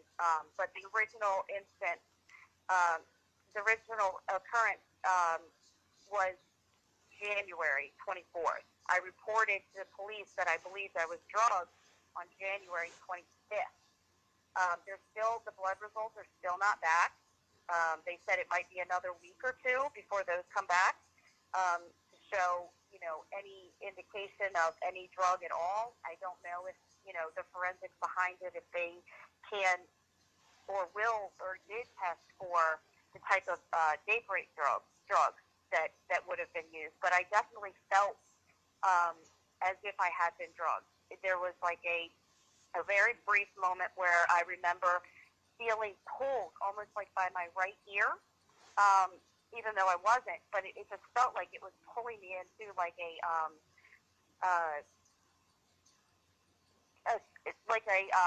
unconscious state, like in just a brief moment, like almost like I was going to pass out, and to the right side of my body, my head felt like it was being pulled into a sleep, like an instant knocked out sleep. Right. And that's why I firmly believe that I was drugged, because I have never in my life, in all my years, since I was 15 years old, the first time I ever had alcohol, have never had that happen under, after drinking just alcohol. Right. And so I really feel like no matter what I do, that they have had this set up prior to the instance even occurring, that, this was going to happen. I believe, I can't see any other way about it. They're denying that it has anything to do with Jeffrey Epstein, that has anything to do with Joe Biden, and I just can't see how that could possibly be, knowing what I know and how they use, these different types of agencies and people behind the scenes. Yeah, So absolutely. That's where I'm at, and I'm very scared that, they, and in addition to that, they did sentenced a Colombian drug cartel member who received the family received their citizenship the day that the FBI became involved in the case, investigating them for the death of my daughter. And so Ana Barrero received a 15-year sentence, even though there's likely hundreds of people that they killed with the fentanyl that they were selling. The media lied about the quantity that was seized in the in the arrest. They said that there were, I believe it was double. It was more than double the amount. There ended up being 43 kilos. I can't quite remember. I'm not familiar with these types of things, drug operations, but there was more than double the amount reported by the FBI seized than was reported by the mainstream media. But she did get 15 years, and so, if I end up incarcerated or charged with a felony for assaulting police officers, when there's still no mention of that in real, documented terms, then, I could be put into a situation where my life is in jeopardy inside of a prison cell where, Colombian drug cartel members are upset that I've disrupted their operation and incarcerated one of their family members, for telling the truth all throughout the way, all since, I was abducted by the DC Madam in 2002. I've been seeking help, and the Maryland State Police became involved in keeping me trapped and under surveillance. And then when Joe Biden took me to Mexico, I believe that was related to me getting a second apartment and maybe them needing me to be removed from the property so that they can install surveillance in the second apartment. I'm not certain, but that is what happened in that time frame. I did get a second apartment so that my children could live with me. Because I didn't have any other choice in any of these matters. They want to pretend that I did, and they want to misrepresent the truth behind all of the Jeffrey Epstein case and how it is directly connected to Deborah Palfrey. It is the exact same sex trafficking ring, and that's exactly how they've turned sex trafficking into, they've taken it out of the term prostitution, from sex trafficking to prostitution. Now it's considered escorting. The truth of the matter is it's all human trafficking. And now, they're promoting and condoning it all over any type of social media. You can find escorts anywhere. And that all stems back to the DC Madam and what they were doing with trafficking people online. And what I'm here to say is that I was not trafficked by choice. It was by coercion. It was through drugging. It was through abduction. My, daughter was raped as a 5-year-old child by Joel Brighton, who was the owner of the city paper where the ad for the DC Madam was placed.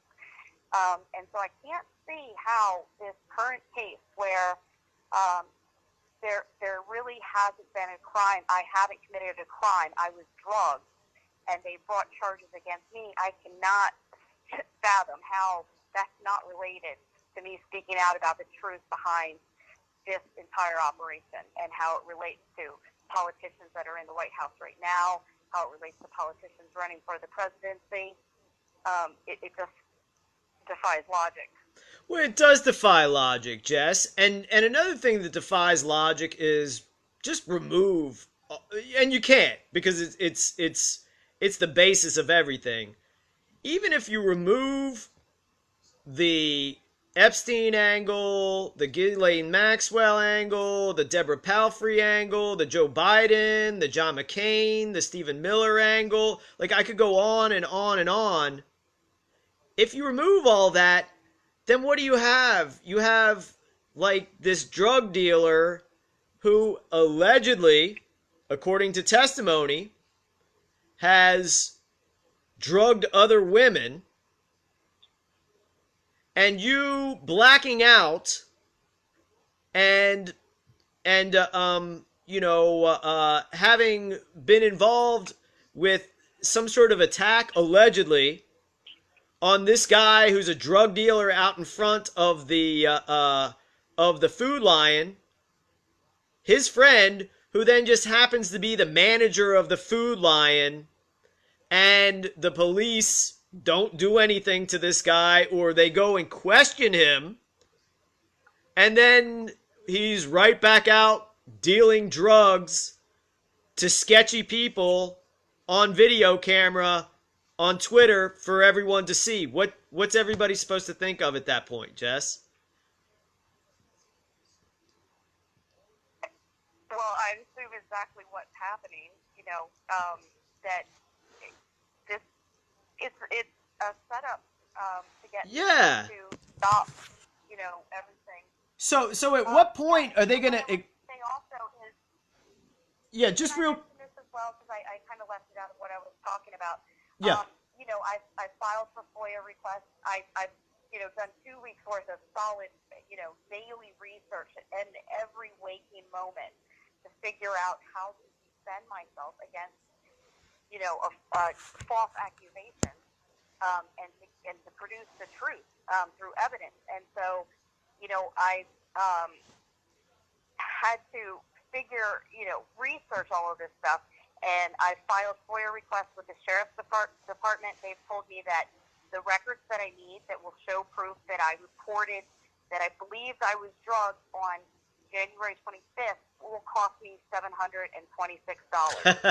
When I spoke to Pascal, the forensic scientist in France, that's going to be $3,600 to have my hair follicles tested for date rape drugs. And so it's all seeming like there's nothing I can do to win. I don't believe that there's an attorney. I've contacted many.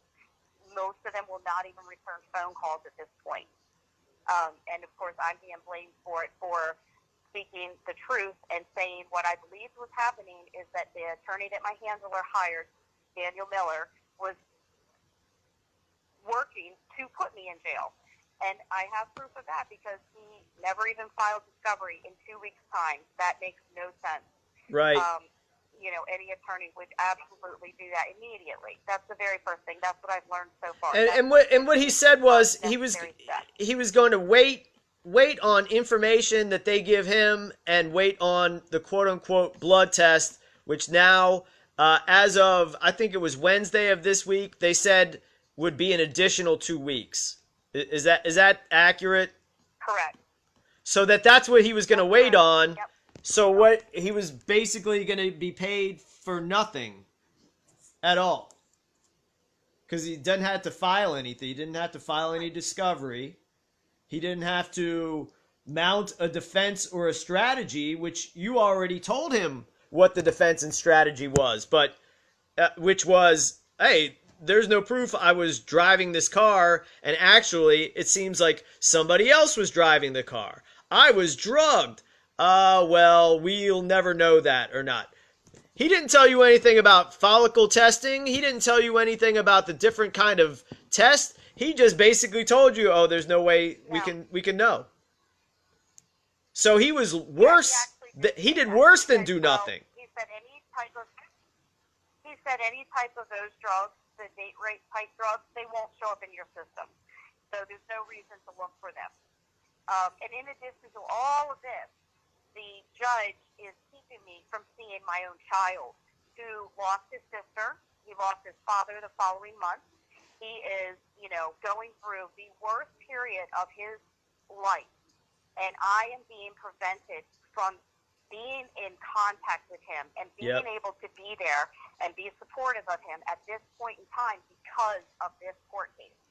I filed, I didn't file a motion to change this bond agreement that I not be able to, travel to see my child, but I did send the judge a letter today to that effect, that I need to be able to see my son. And, of course, my handler is saying, well, you should have been nicer because he has should have been nicer. You, and if you're not going to submit, to them, then you're not going to get what you want. So in this whole process, I'm being told by my handler. So it's not so your handler. Right. Sorry. Let's break this down. So your handler is he's really obsessed with you submitting to Correct.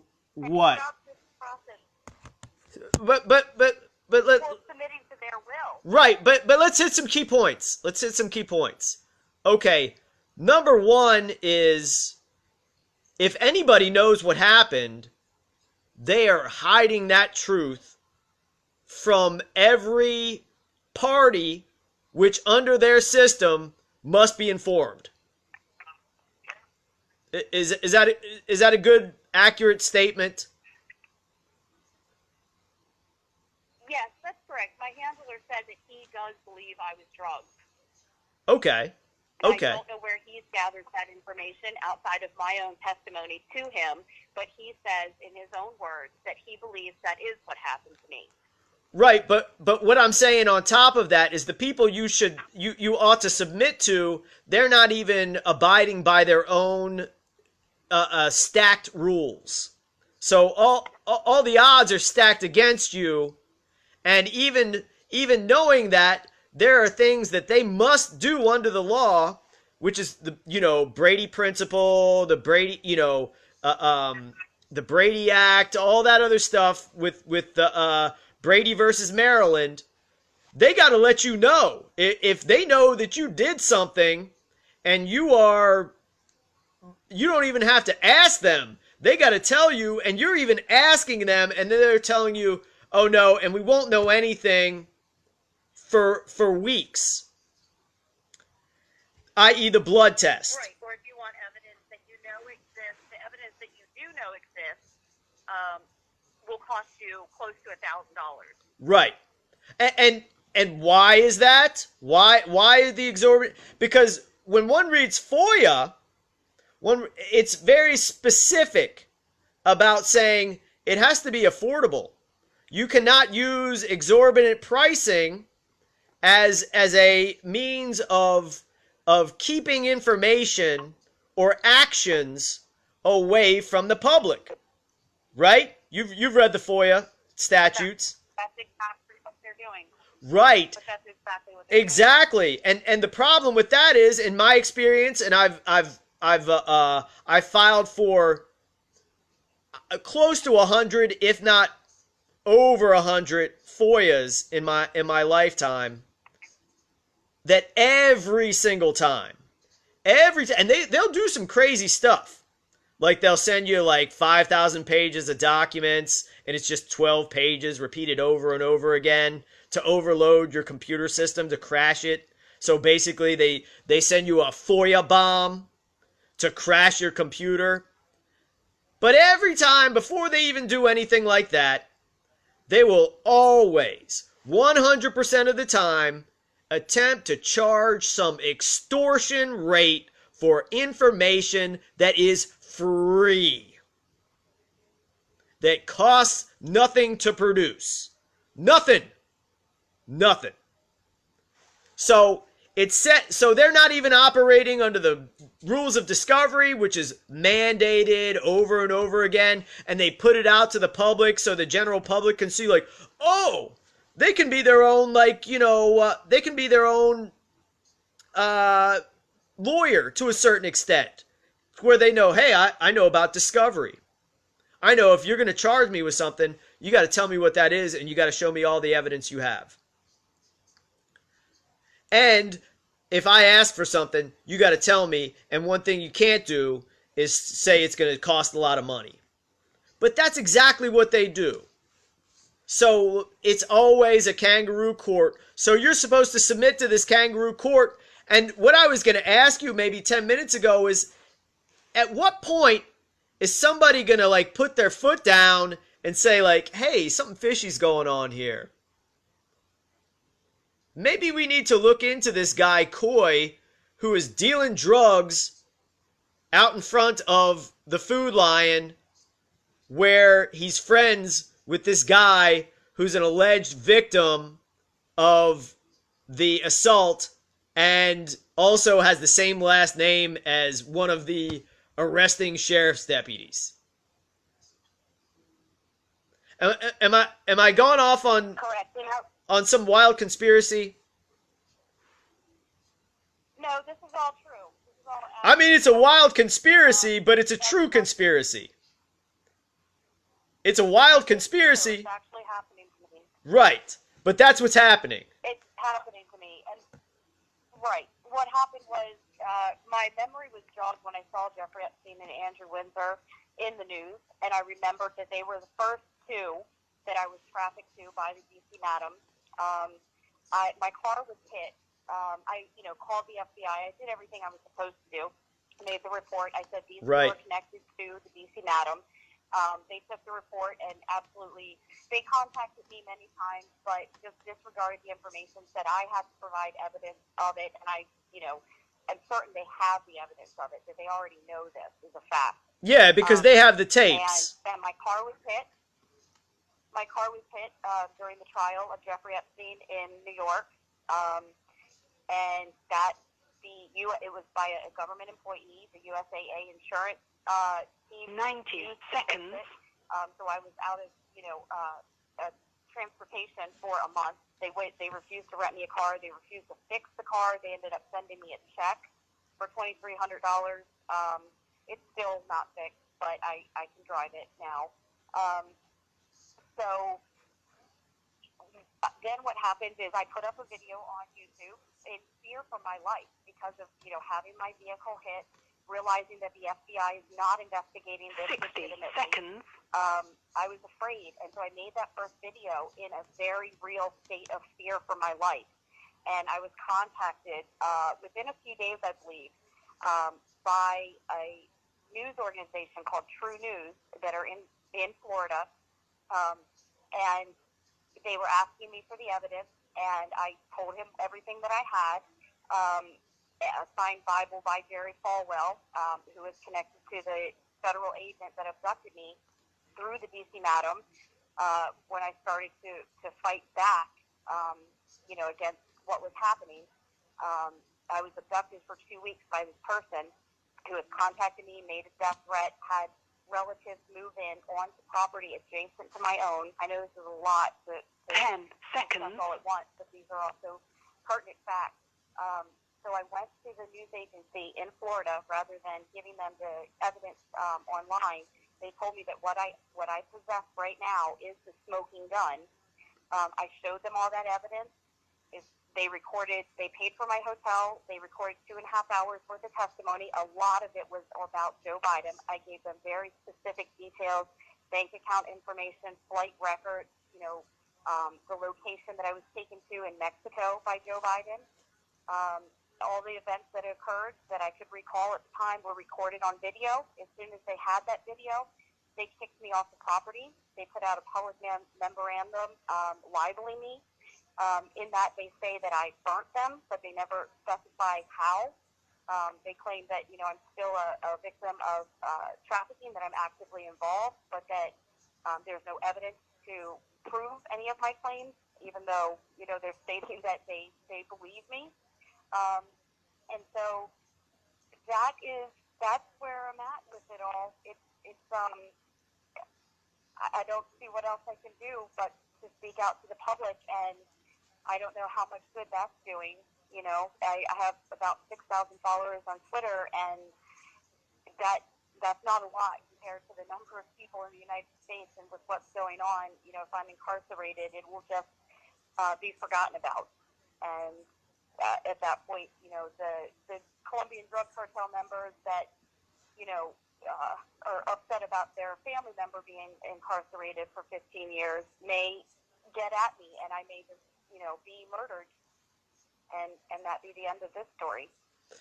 Well, Jess, I'm wondering, what I've been thinking is, at what point is some individual, like, we know that although it's, it's only, and that's a lot more than I have, 6,000 followers, that's a significant amount of folks that see your stuff. Some folks, sometimes it's been, you've had tweets that a couple 100,000 people are seeing.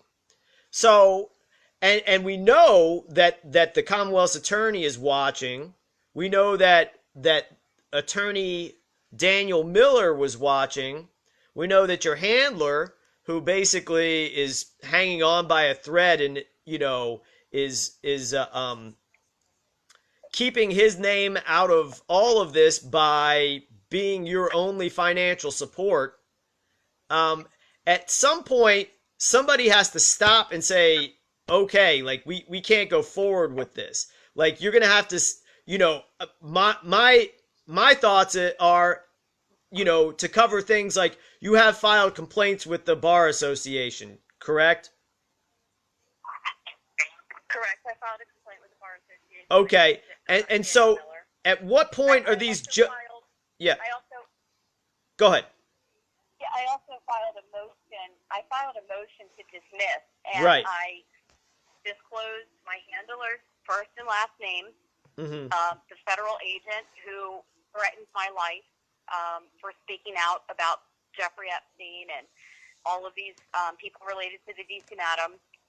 So all of that's been documented in front of the judge now. He is in receipt of that.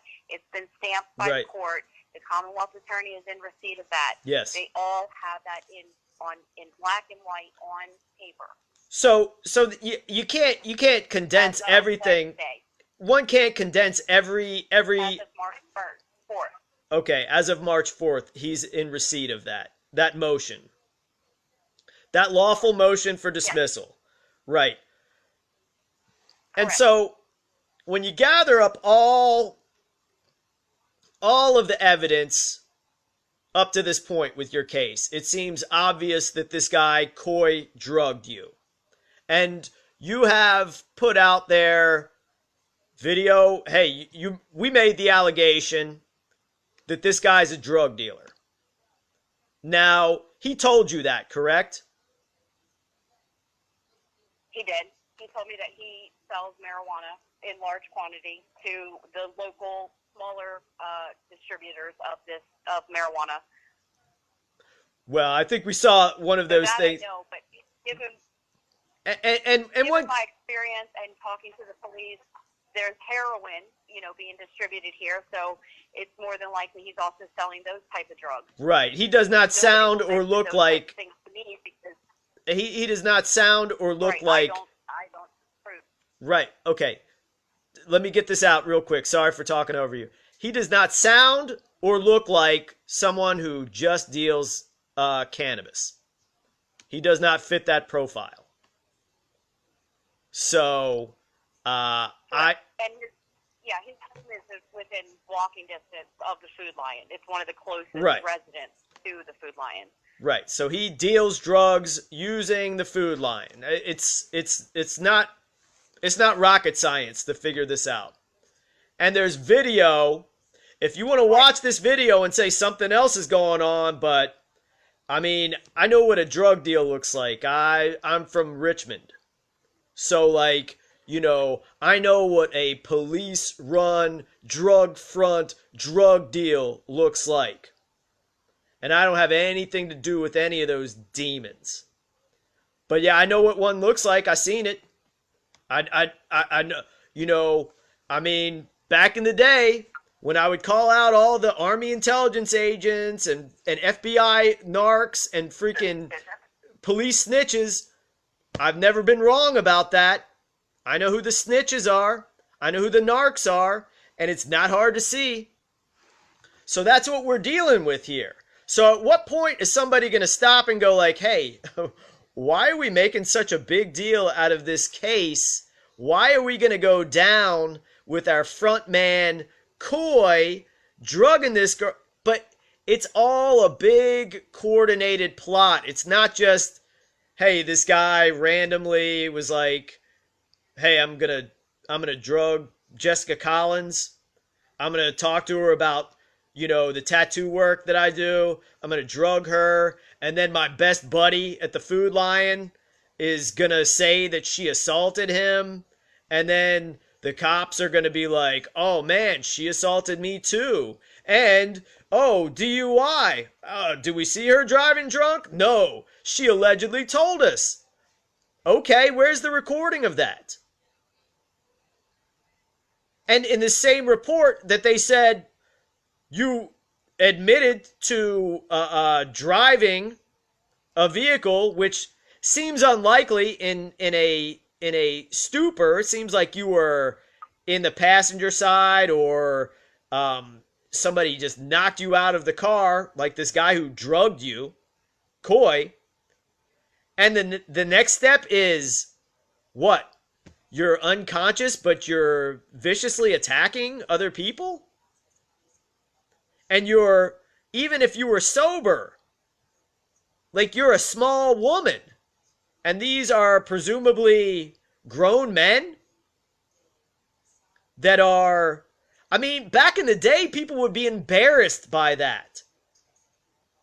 They would be embarrassed to press charges against a woman, even if she did attack them for no reason.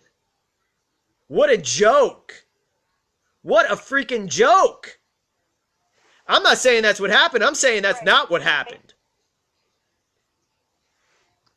Go ahead, Jess. They said I was held down they said I was held down until the police arrived by a customer.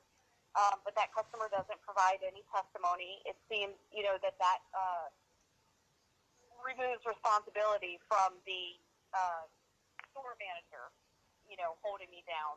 Right. So, yeah, it's all just some customer, some random customer. Yeah, you know what I would do if I saw anything, and I'm not saying that's what happened. You think I would freaking grab some person and hold them down? You think the average who's going to do that? Almost everybody else is going to run away from the situation. If in fact somebody's like, I'll tell you, if I see somebody yelling, complaining at the freaking deli counter, and I want to get some potato wedges at the grocery store, I'm going to turn and walk away, and I'm going to go, yeah, I really wanted those potato wedges, but I'm not going anywhere near this stuff. But yeah, just some bystander holds you down. Because, like, here's another thing. Like, I have worked in the past with adults who are, what's the word I'm looking for? A danger to themselves and others.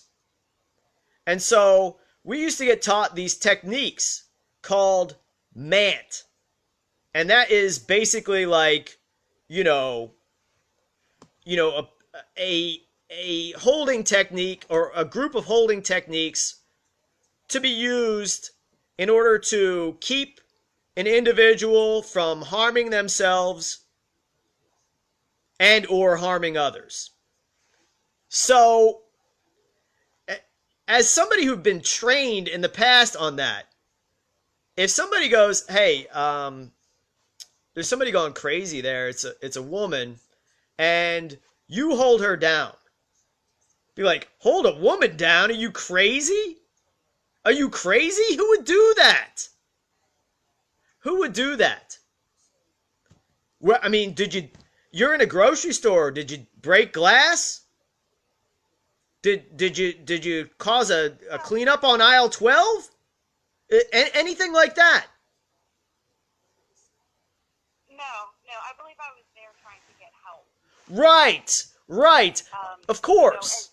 So the following day, when I told the officers that I believed I was drugged, new charges came from two of the employees under, the original complaint of the store manager alleging assault. So then his two employees alleged that I also assaulted them, and they filed those complaints the following day. That's how there's 3 assault charges right now. And they're also alleging that I'm not sure what the right word is. I was disrespectful to the LGBT community. So they've added that into the mix now. Right. And what I think, if I'm not incorrect, it was basically you said hey man to this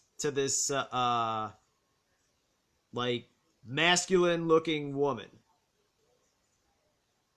Yeah, a woman with short hair. As far as I've seen on her, Facebook profile, her name's in the complaint, so I looked her up just to see who she was. And she, is seems to be a lesbian with a older woman, and they have a child in some of their photographs that doesn't, couldn't have come from, I would assume, either of them. But yeah, she seems to be, a member of the LGBT community, and they added that in to, claim that this was a hate crime, that this was fueled by, some sort of like. Meanwhile, all these people are dealing drugs together. Meanwhile, all these people are part of the same drug operation that you can see on Twitter. Here, let's do this. Yeah. Let's do this. In that video I caught, the police were really adamant and very aggressive about warning me about going back to the Food Lion, and so I haven't. I've gone to the parking lot. I frequent the one restaurant there. And that's when I caught that video of what looked like a drug deal going on. And there's a person walking before the man in the yellow winter coat walks away. And that looks to be possibly one of those employees. I can't be sure because I only have seen a photograph of one of them. But the person that walked in front turned their head to, speak to the drug dealer, Coy, and then stopped and was going back to talk to him again. So it's all just very obvious, except I'm being prevented from, building my own defense by, monetary, obfuscation with them saying that I, need to pay $726 or $3,600, for hair follicle testing. It's just that at every turn I'm being blocked from, proving that this is something else. That something else occurred. Absolutely. Okay, we're going to get to just doing a little broadcast from Jessica's. Oh, and yeah, Jeff Sessions. That was another thing because here's a I'm gonna switch that around. We're looking at the Alpha Bay thing, and they're right there. His face is covered by the play sign, but that's Jeff Sessions. He's involved with this human trafficking as well. He's involved in that. And I hear what he's also likes to recruit men, college-aged men for prostitution purposes as well. That's his favorite. Ever see the Alpha Bay takedown, Federal Bureau of Investigations, blah, blah, blah. We know what the FBI did with Alpha Bay. So this is just kind of verifying this. We'll get to this tweet in a second. This is the recording of the conversation with Coy. So you can see a couple thousand people have seen that. And then there's 40 extra seconds. 600 people have watched that. Right. Okay. I got so sick of not being able to get to the bottom of whether he had drugged me or not. I decided I was going to call him. He called me, continuously for the week or week and a half after this incident. And I haven't listened to the voicemails because it was traumatizing, even listening to the first few seconds of the very first one. I just couldn't handle it. And so I called him just to find out and to see what he had to say. Okay, And Jessica. it seemed to substantiate. We are watching the video right now of the drug deal and that guy Coy, the guy getting angry because they see themselves being filmed. Okay, so there it is. There's the drug deal right there. The guy walks away pissed off. He's yelling at him. The guy Coy with his hands in his pocket shrugs his shoulder, then looks at you, and then that's it. So that's a drug deal right there. That's a drug deal. So, hey, we got folks still watching there. I can tell by looking at it. Anybody else want to say that this is not a drug deal that they're viewing in this video? Anybody want to say that's not a drug deal? That's getting caught red-handed, dealing drugs out in front of the food line in Accomack County, in front of, like I said, the food line. That's a drug deal right there. Okay. Right. I have a photograph of him the very next day in different clothing at the same location, sitting around the same way the very next day. Okay. Do you want? Is it cool if we play this audio of you with this guy Coy? You okay? You think that's Go ahead. okay? Hold on.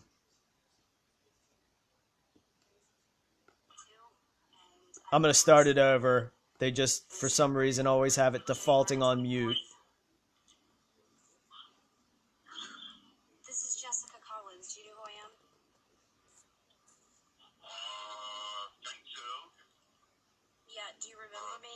I'm that girl who came over your house to talk about getting a tattoo, and I got arrested that night. It was January 24th. That's what you said you wanted to drive. Well, okay, well, what I want to know. Okay, what I want to know is if you put any drugs in that beer that I drank on your coffee table. Because I remember everything up to that point. I don't do drugs. No, I know, but did you put... I don't know that you don't. You literally told him that I was trying to get you some Adderall. Well, I'm asking if you put drugs in the beer. I don't do drugs. I'm perfectly clean. No, and then you left your hat over there and shit. And my scarf, and I'm asking if you put drugs in that beer. You don't need no scarf. You left the hat and your scarf. No purse. Yes, that's scarf. I'm asking if you put drugs in that beer. I'm not saying that you do drugs. I believe you told me you sell drugs. But I'm asking. I don't sell no drugs. I do not sell no drugs. Don't even go there. Well, you told me that, but anyway, I'm wondering. No. Yes, you did.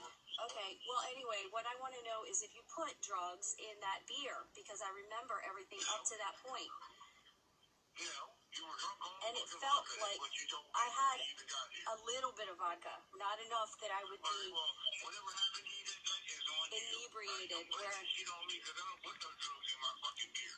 Okay, well, I've been told that you've had this sort of thing happen with other women in the area. That's bullshit. Well, that's what I was told. My mom was started drinking it. There was an inch worth of beer in there. There was an inch worth of beer. To ask you if you put any drugs in that beer, that inch worth of beer that was in the bottom of your bottle. Nope. Okay, well, I just wanted to see what you would say. All right. I don't believe that guy at all. And he kept dodging and weaving and shucking and jiving, but whatever it wasn't the truth.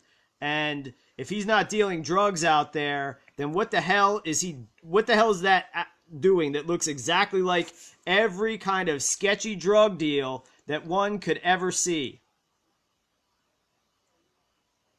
Right, and they're concerned about me getting a job, instead of doing what I was doing, producing a documentary about the sex trafficking in Washington, D.C. by prominent politicians, as opposed to what this drug dealer is doing, who's not under any scrutiny at all. Right. Yeah, what is he doing if he's not dealing drugs? What the hell? But Accomack County's not concerned about that. They're concerned about me and what I'm doing with my time. Yeah, exactly. It's really disturbing, Jess. It's really disturbing information. We're trying to get the camera rotated back. Oh my gosh. Yeah, and so this is the truth of what happens, what is happening to Jeffrey Epstein victims. We're not, being made up and presented in the news and given millions of dollars. This is the truth of what's happening, which is similar to what they say happened to Katie Johnson, who tried to file a complaint about Trump and Jeffrey Epstein raping her when she was 13 years old. Yeah, this is the same kind of Where stuff. she was intimidated to remove her. Yeah, this is the truth about that, and that's completely the opposite of what people are being told in the media. Yeah, absolutely. They're gonna have a cover story. They're gonna lie, and the victimization is gonna continue for by the wrongdoers against the wronged party. In other words, against the victim of the wrongdoers, the punishment is going to continue. And yeah, you can just tell by Yeah, hearing that's that what's guy. happening. He's It's being put. right. Pure trash. None of the story makes sense. And, I mean, there's going to come a time when somebody's going to have to put their foot down. The judge is going to have to recuse himself, and then they're going to have to recuse every other judge. They're going to have to bring in other judges. They're going to have to go through a big process, or it's just going to be a complete, right out in the open, rub your face in it, sham trial. So the ball's in Right, their where I court. could end up murdered and sent to prison. Where I could end up having felony charges pressed. I could be sent to prison. I could end up murdered, and just turn into an actual story of the fake ones that they present. If people look into Virginia Roberts and Courtney Wiles, the victims that the mainstream media represents as truthful victims in this case, they actually both trafficked 100 each of their own victims and destroyed those people's lives, because that's what happens to people who are sex trafficked. Most of us don't end up trafficking others because we know the devastation and the harm that's being done to us, and would never do that to somebody else. And so somehow those are the only ones being represented by the mainstream media, are ones who are criminally involved. And it comes down to morals between what's right and what's wrong. And those women, even though they were underage at the time, which actually probably likely went on into their adulthood, their morals were such that they didn't see any reason not to traffic other people. Yeah, And Virginia. that's the big difference, between me and them as victims. And I think the majority of victims don't become criminally involved. Right. Yeah, Virginia Roberts definitely was. Lives are destroyed. Right. Virginia Roberts, she's the face of the Epstein Maxwell victims, and she, beyond a shadow of a doubt. Been given, yeah, and she's heading a huge operation, a foundation where anybody who tries to escape being sex trafficked will come to her for help. And that's exactly what happened to me when I called the first time. I was sent to a Polaris through the human trafficking, coalition. I was sent to an organization called Polaris, who sent me to an organization called HIP, very similar to like what Virginia Roberts is heading now, where they gave me condoms and, AIDS testing and pushed me right back into being sex trafficked. Well, okay, absolutely, that's very important. But in case everybody missed it, and this was a revelation to me over the past several years, even though I've been reporting on Virginia Roberts for many years before that she herself was procuring and trafficking children and adults for international sex slavery. There, Right. I mean, and just like in the D.C. Madam case, the victims, the alleged victims of the D.C. Madam, 3 of them committed suicide. And it's very unlikely in cases involved that I'm involved in as a victim, there's 6 people who have allegedly committed suicide. And I 100% believe that they are all avoiding prosecution with the help of the FBI and the United States government. they'll do anything. Because their prosecution Right. incriminates the government themselves. Yep. Right. Yeah. I mean, it seems like that it doesn't seem like that's that's a pretty standard operation. Basically, give somebody a new identity and then say like, yeah, well, we can't prosecute you, man, because if we do that, we blow the whistle on the fact that we oversee the whole thing. And we, not being me and Jessica Collins, we being the United States of America Incorporated and the alphabet agencies that illegally act on their behalf. So, yeah. Well, Jess, you want to wrap some stuff up for the week? I think we covered a good bit of ground. Yeah, well, Go ahead. I think the only thing that people can do is to, like follow what's going on.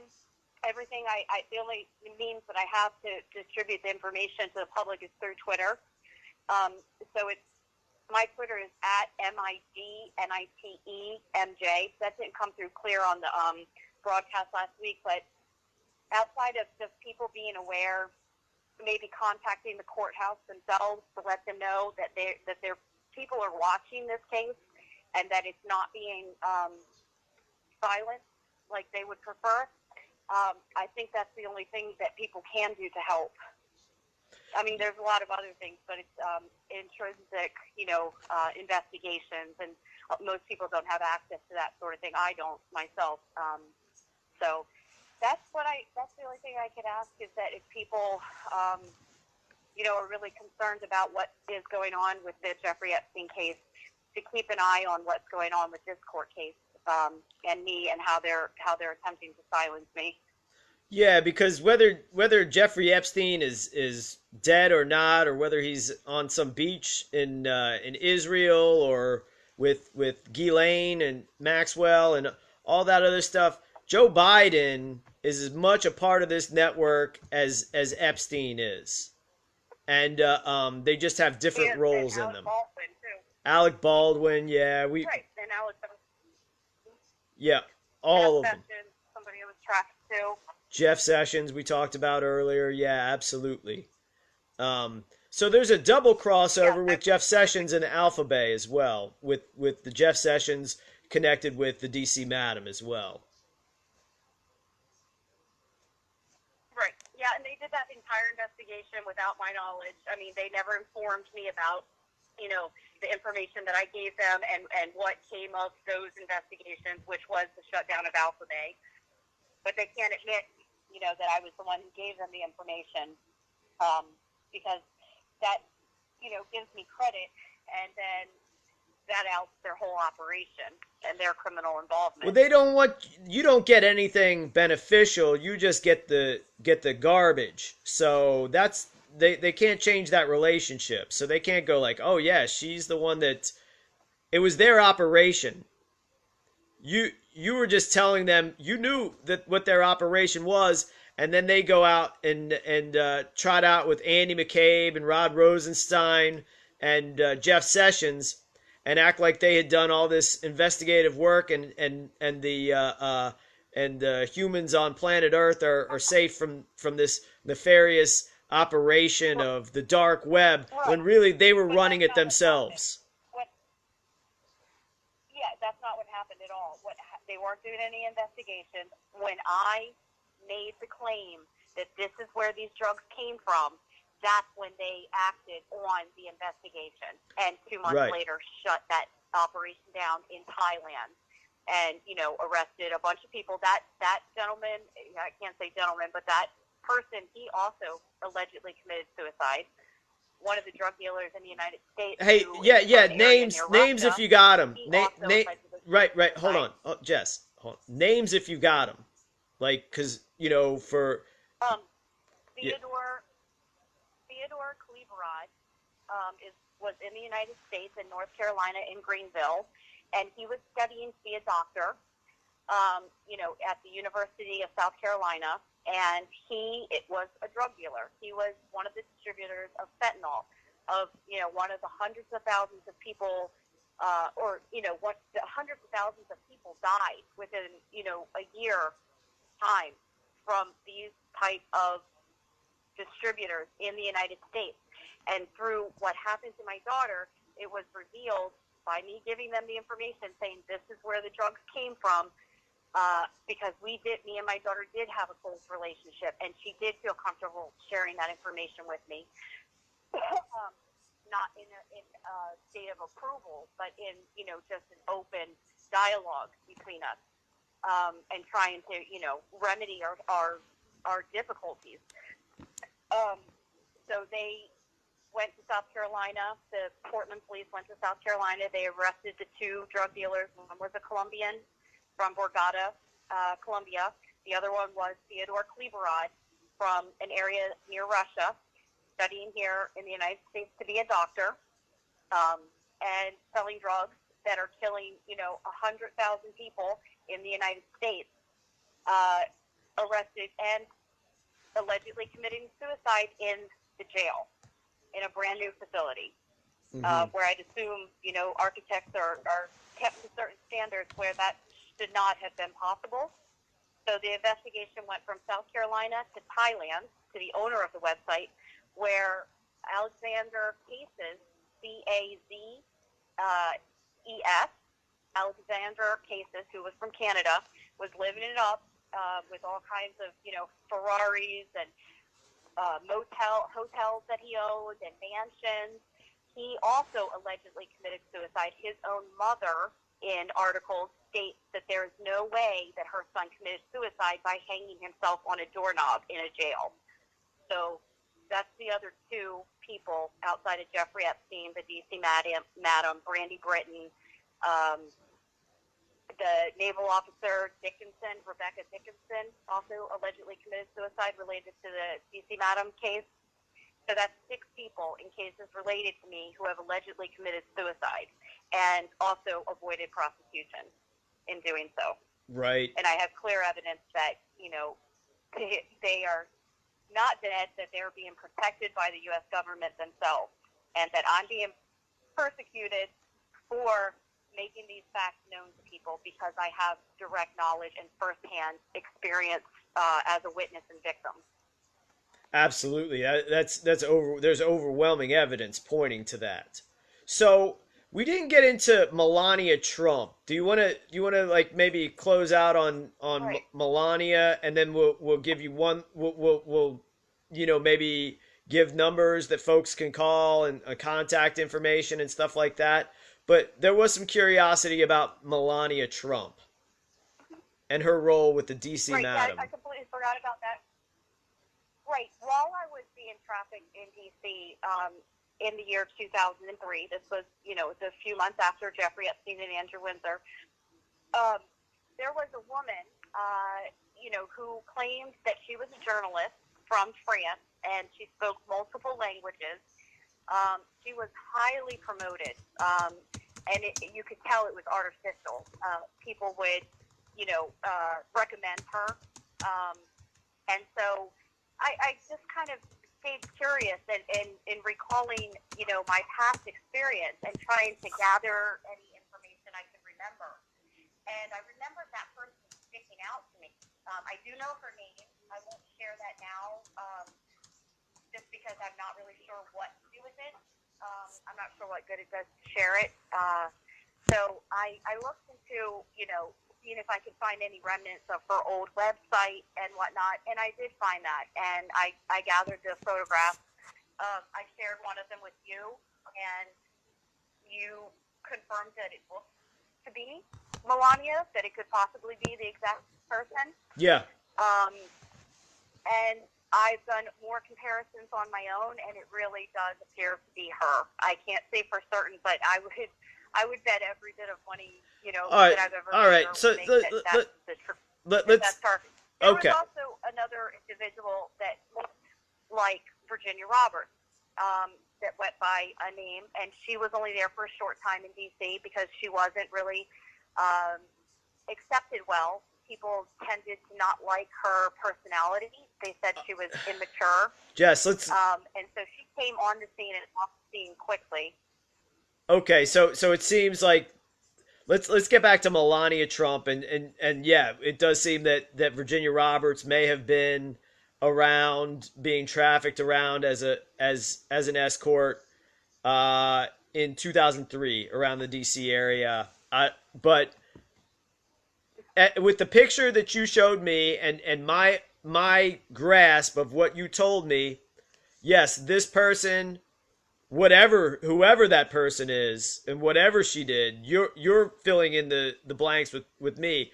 All you did was show me, and this is what you said, but all I did was look at the picture and say, yeah, that looks exactly like Melania Trump.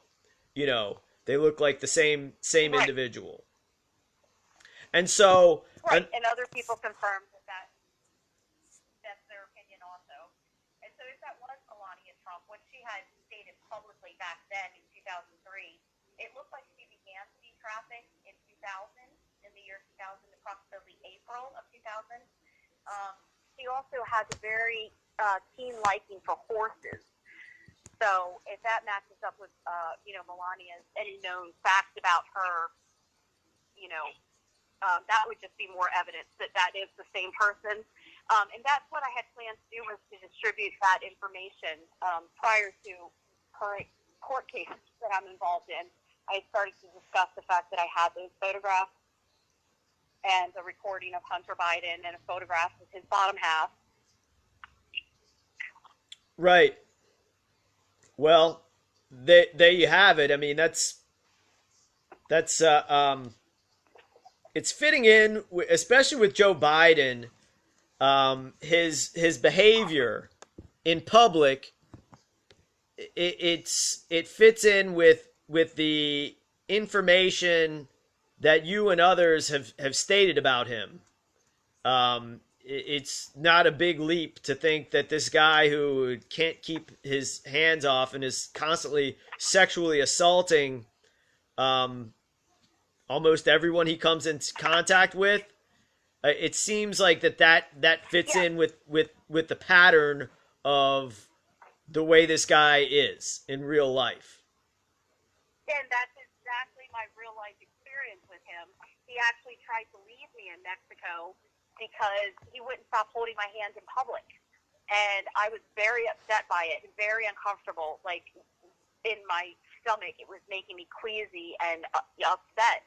And I asked him to stop, and he refused. He just kept doing it. So we got into an argument on the plane ride back from Mexico, in the airport on the getting ready to get on the plane. And that's when we parted ways.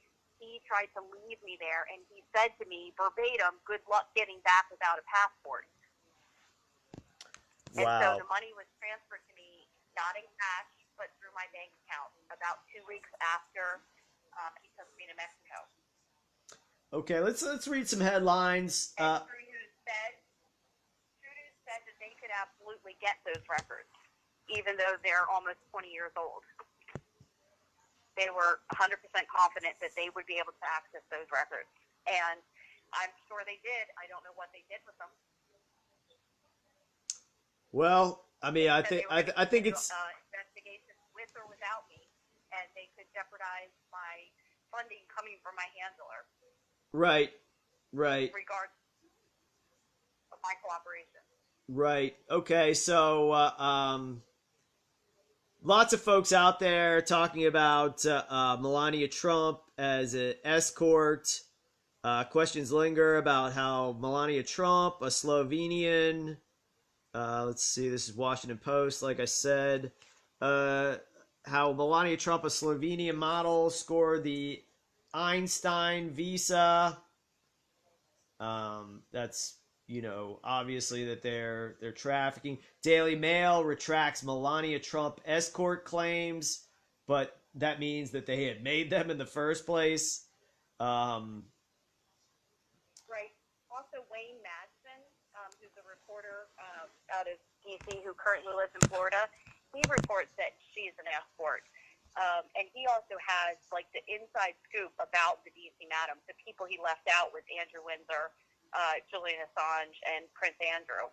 But he also verifies that she is an escort. Yeah. So, yeah, she's... And a strange fact is that they claim that she was an architecture student, which I actually really was an architecture student. Right. But in her profile, if that is her as an escort, she claimed that she was a journalist. that spoke multiple languages from France.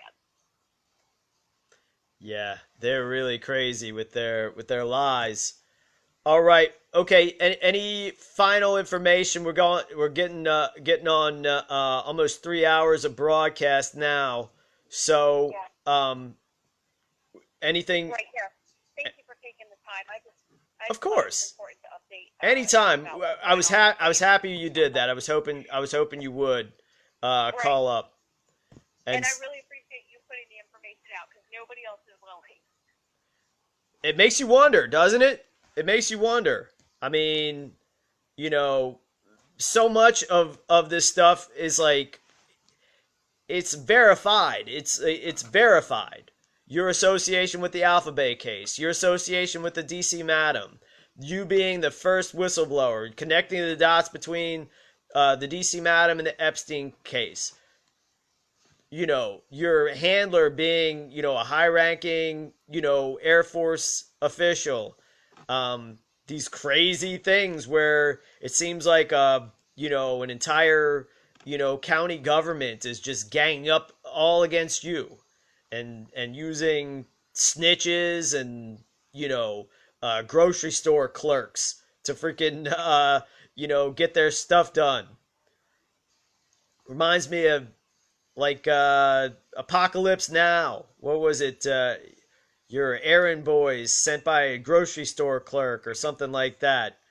But in any event, it's all verified. The information, there's public information out there, and we now know about the motion for dismissal, which is basically a written synopsis of everything. And you've heard on this broadcast about Jessica Collins' case, written to the judge that would have to see that something majorly screwy's going on if he was unaware and not in on this. So that to me says it all. Aware that I am a victim of Jeffrey Epstein and the DC Madam, and that my life is in danger, and he's holding me here against my will and preventing me from seeing my own child. And they're threatening, you know, felony charges that they haven't brought yet, but they're, you know, in position to bring, that would incarcerate me with people that may want to murder me. Because of the Alphabet case and other cases. And another thing, somebody was chastising us for leaving out the Clintons, but this individual named who abducted you on behalf of the DC Madam, and who works closely and is related, if not by blood, but by working together with Jerry Falwell, is also associated with the Clinton crime mob. Is that correct? Correct. So. That's correct, and I have the address of where the Clinton chef lives. Only a few, you know, maybe a mile away from us at the time. And he did know that person, and they both dealt drugs for the Clintons. Okay. And one more thing to cover that we didn't get to about Barack Obama's brother, and there was an incident where somebody came by and was transporting a baby that wasn't his. Is that connected? I don't know if that's connected to Barack Obama's brother contacting me. I went to the Unite the Right rally in Washington, D.C. Right, I was there as well. You know, to try and get, you know, contact with people. Right. So on that day, I was approached by Barack Obama's brother. My handler, I sent a photograph of Barack Obama's brother and me together that Barack Obama's brother sent me. So I sent it to my handler, who had it analyzed by somebody in Albuquerque, New Mexico at the Air Force Base, who said that is his brother. And he's still in contact with me even today, telling me to come over his apartment, and he's going to help me with this case, which is, you know, very unlikely to happen. There's a reason he couldn't help me from here, but remotely. But when I was trafficked in the year 2009 because they kept me trapped in this situation against my will. And there was a man who had an infant in his back seat in a car seat, and the infant wasn't moving or anything. He came into my apartment for about 45 minutes to an hour and left the infant in the car. And I it struck me as very strange. And I was like, don't you want to bring her in? She was dressed really well, like very expensive infant clothing. And he said, no, she's fine. So he left her in the parking garage across from the state barracks where I was trafficked in 2003. That's the Maryland State Police Barracks. Hold up, whoa. The Maryland State Police Barracks, right across the street from that. And Ed Norris had put you up there. Barracks Q. Yes. Right. It's right across the street from Barracks Q, where Ed Norris was involved in trafficking people. I was absolutely trafficked to Jeffrey Epstein by Jonathan Luna, who was murdered, allegedly, for his involvement. And Ed Norris, was the police chief who was involved in the crime. And when I was moved from Washington, D.C., from my university to College Park, it was by police. Right. They are the ones who went to the management company of the apartment, terminated my lease, and got me a new lease. Right. Okay. And I also witnessed across the hall, the apartment adjacent, across the hall, not adjacent, but across the hall, was equipped with what appeared to be surveillance equipment. A lot of black boxes and absolutely no furniture, only black boxes. I caught a glimpse when the door was ajar one time while I was peeking through the peephole of the door because I had a very weird feeling that there was something else going on. Well, here's another thing to remember. You referenced Unite the Right. We've documented here many times that Jason Kessler is a federal government agent, FBI agent, DHS, et cetera, and you had contact with him as well, correct? Right. Yeah. Yeah. Over the last couple of years, I've contacted him. I visited him. I'm not a federal agent myself, but I've been trying to get to the bottom of what's going on. So I've stumbled along, finding out the media is involved, finding out the FBI is involved, finding out these YouTube independent channels, they're involved as well. We brought up no reason that they would want to know the information that I know. Well, we brought up Sean Atwood earlier tonight because one of our viewers is in contact with Sean Atwood regarding legal matter in the UK, and he seems to fit this bill like to a T because he was a major international drug dealer, then faced charges including life imprisonment in the United States. So he's obviously a multi-millionaire for being the biggest possibly or one of the biggest distributors of MDMA in the United States and the UK. And then he reinvents himself after somehow getting out of all of this as what a huge figure on internet television, YouTube. Seems hard to believe, and it seems like maybe has inside information because of his involvement in drug trafficking. What you care to say anything about? Yeah. Exactly. Yeah, he's contacted me a couple of times and asked me to do a Skype interview. I've been reluctant since I've contacted and been in touch with so many reporters who are involved in the cover-up. So I'm certain he's another one. And so I don't see any good reason to speak to those people. I'm willing to, I guess, to try and help people understand that they are actually involved in the cover-up. But yeah, he has contacted me a couple times. Mm-hmm. And he's one of the leading voices he's one of the leading Epstein gatekeepers, I would say. So, Right. yeah. People really need to question where these individuals are getting their information. I can tell people exactly where my information comes from firsthand experience. Right. And that's how it's involved and related. But these people, they don't disclose where they're getting their information from. And we can go on about all this stuff, but since it's so late, absolutely. It's time to do that. Well, I mean, you have an open invitation. We can continue this, next week. We can run a midweek program. We can do one tomorrow. As much as you would like, because I feel like it's unique information. It fits in with everything that we've been researching and talking about for the past couple decades.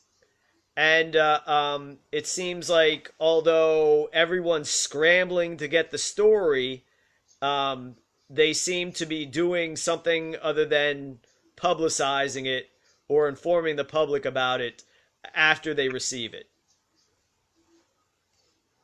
Right. I think that they're actually turning it in like chips in a casino for cash. Right.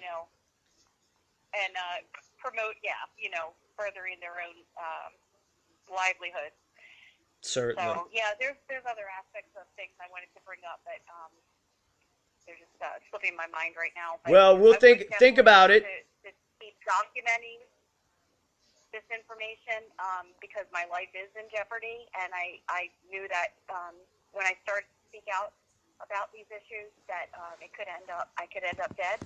But I still think that it's important enough that people know the truth of what happened to me and what happened to my daughter and how this relates to the entire country, even internationally, with people being victimized and used and, tortured by the government.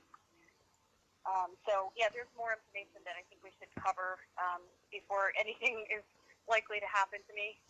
Well, yeah, certainly. Anytime, and to reiterate the point, all this information is in the government's hand. It's in the judge's hand, the Commonwealth's attorney. They're all aware of this. They're all aware that when all this stuff is said and done, they either are going to do the right thing or they're going to cast their lot publicly with Jeffrey Epstein, with the DC Madam, with child rapists, with human traffickers and drug traffickers.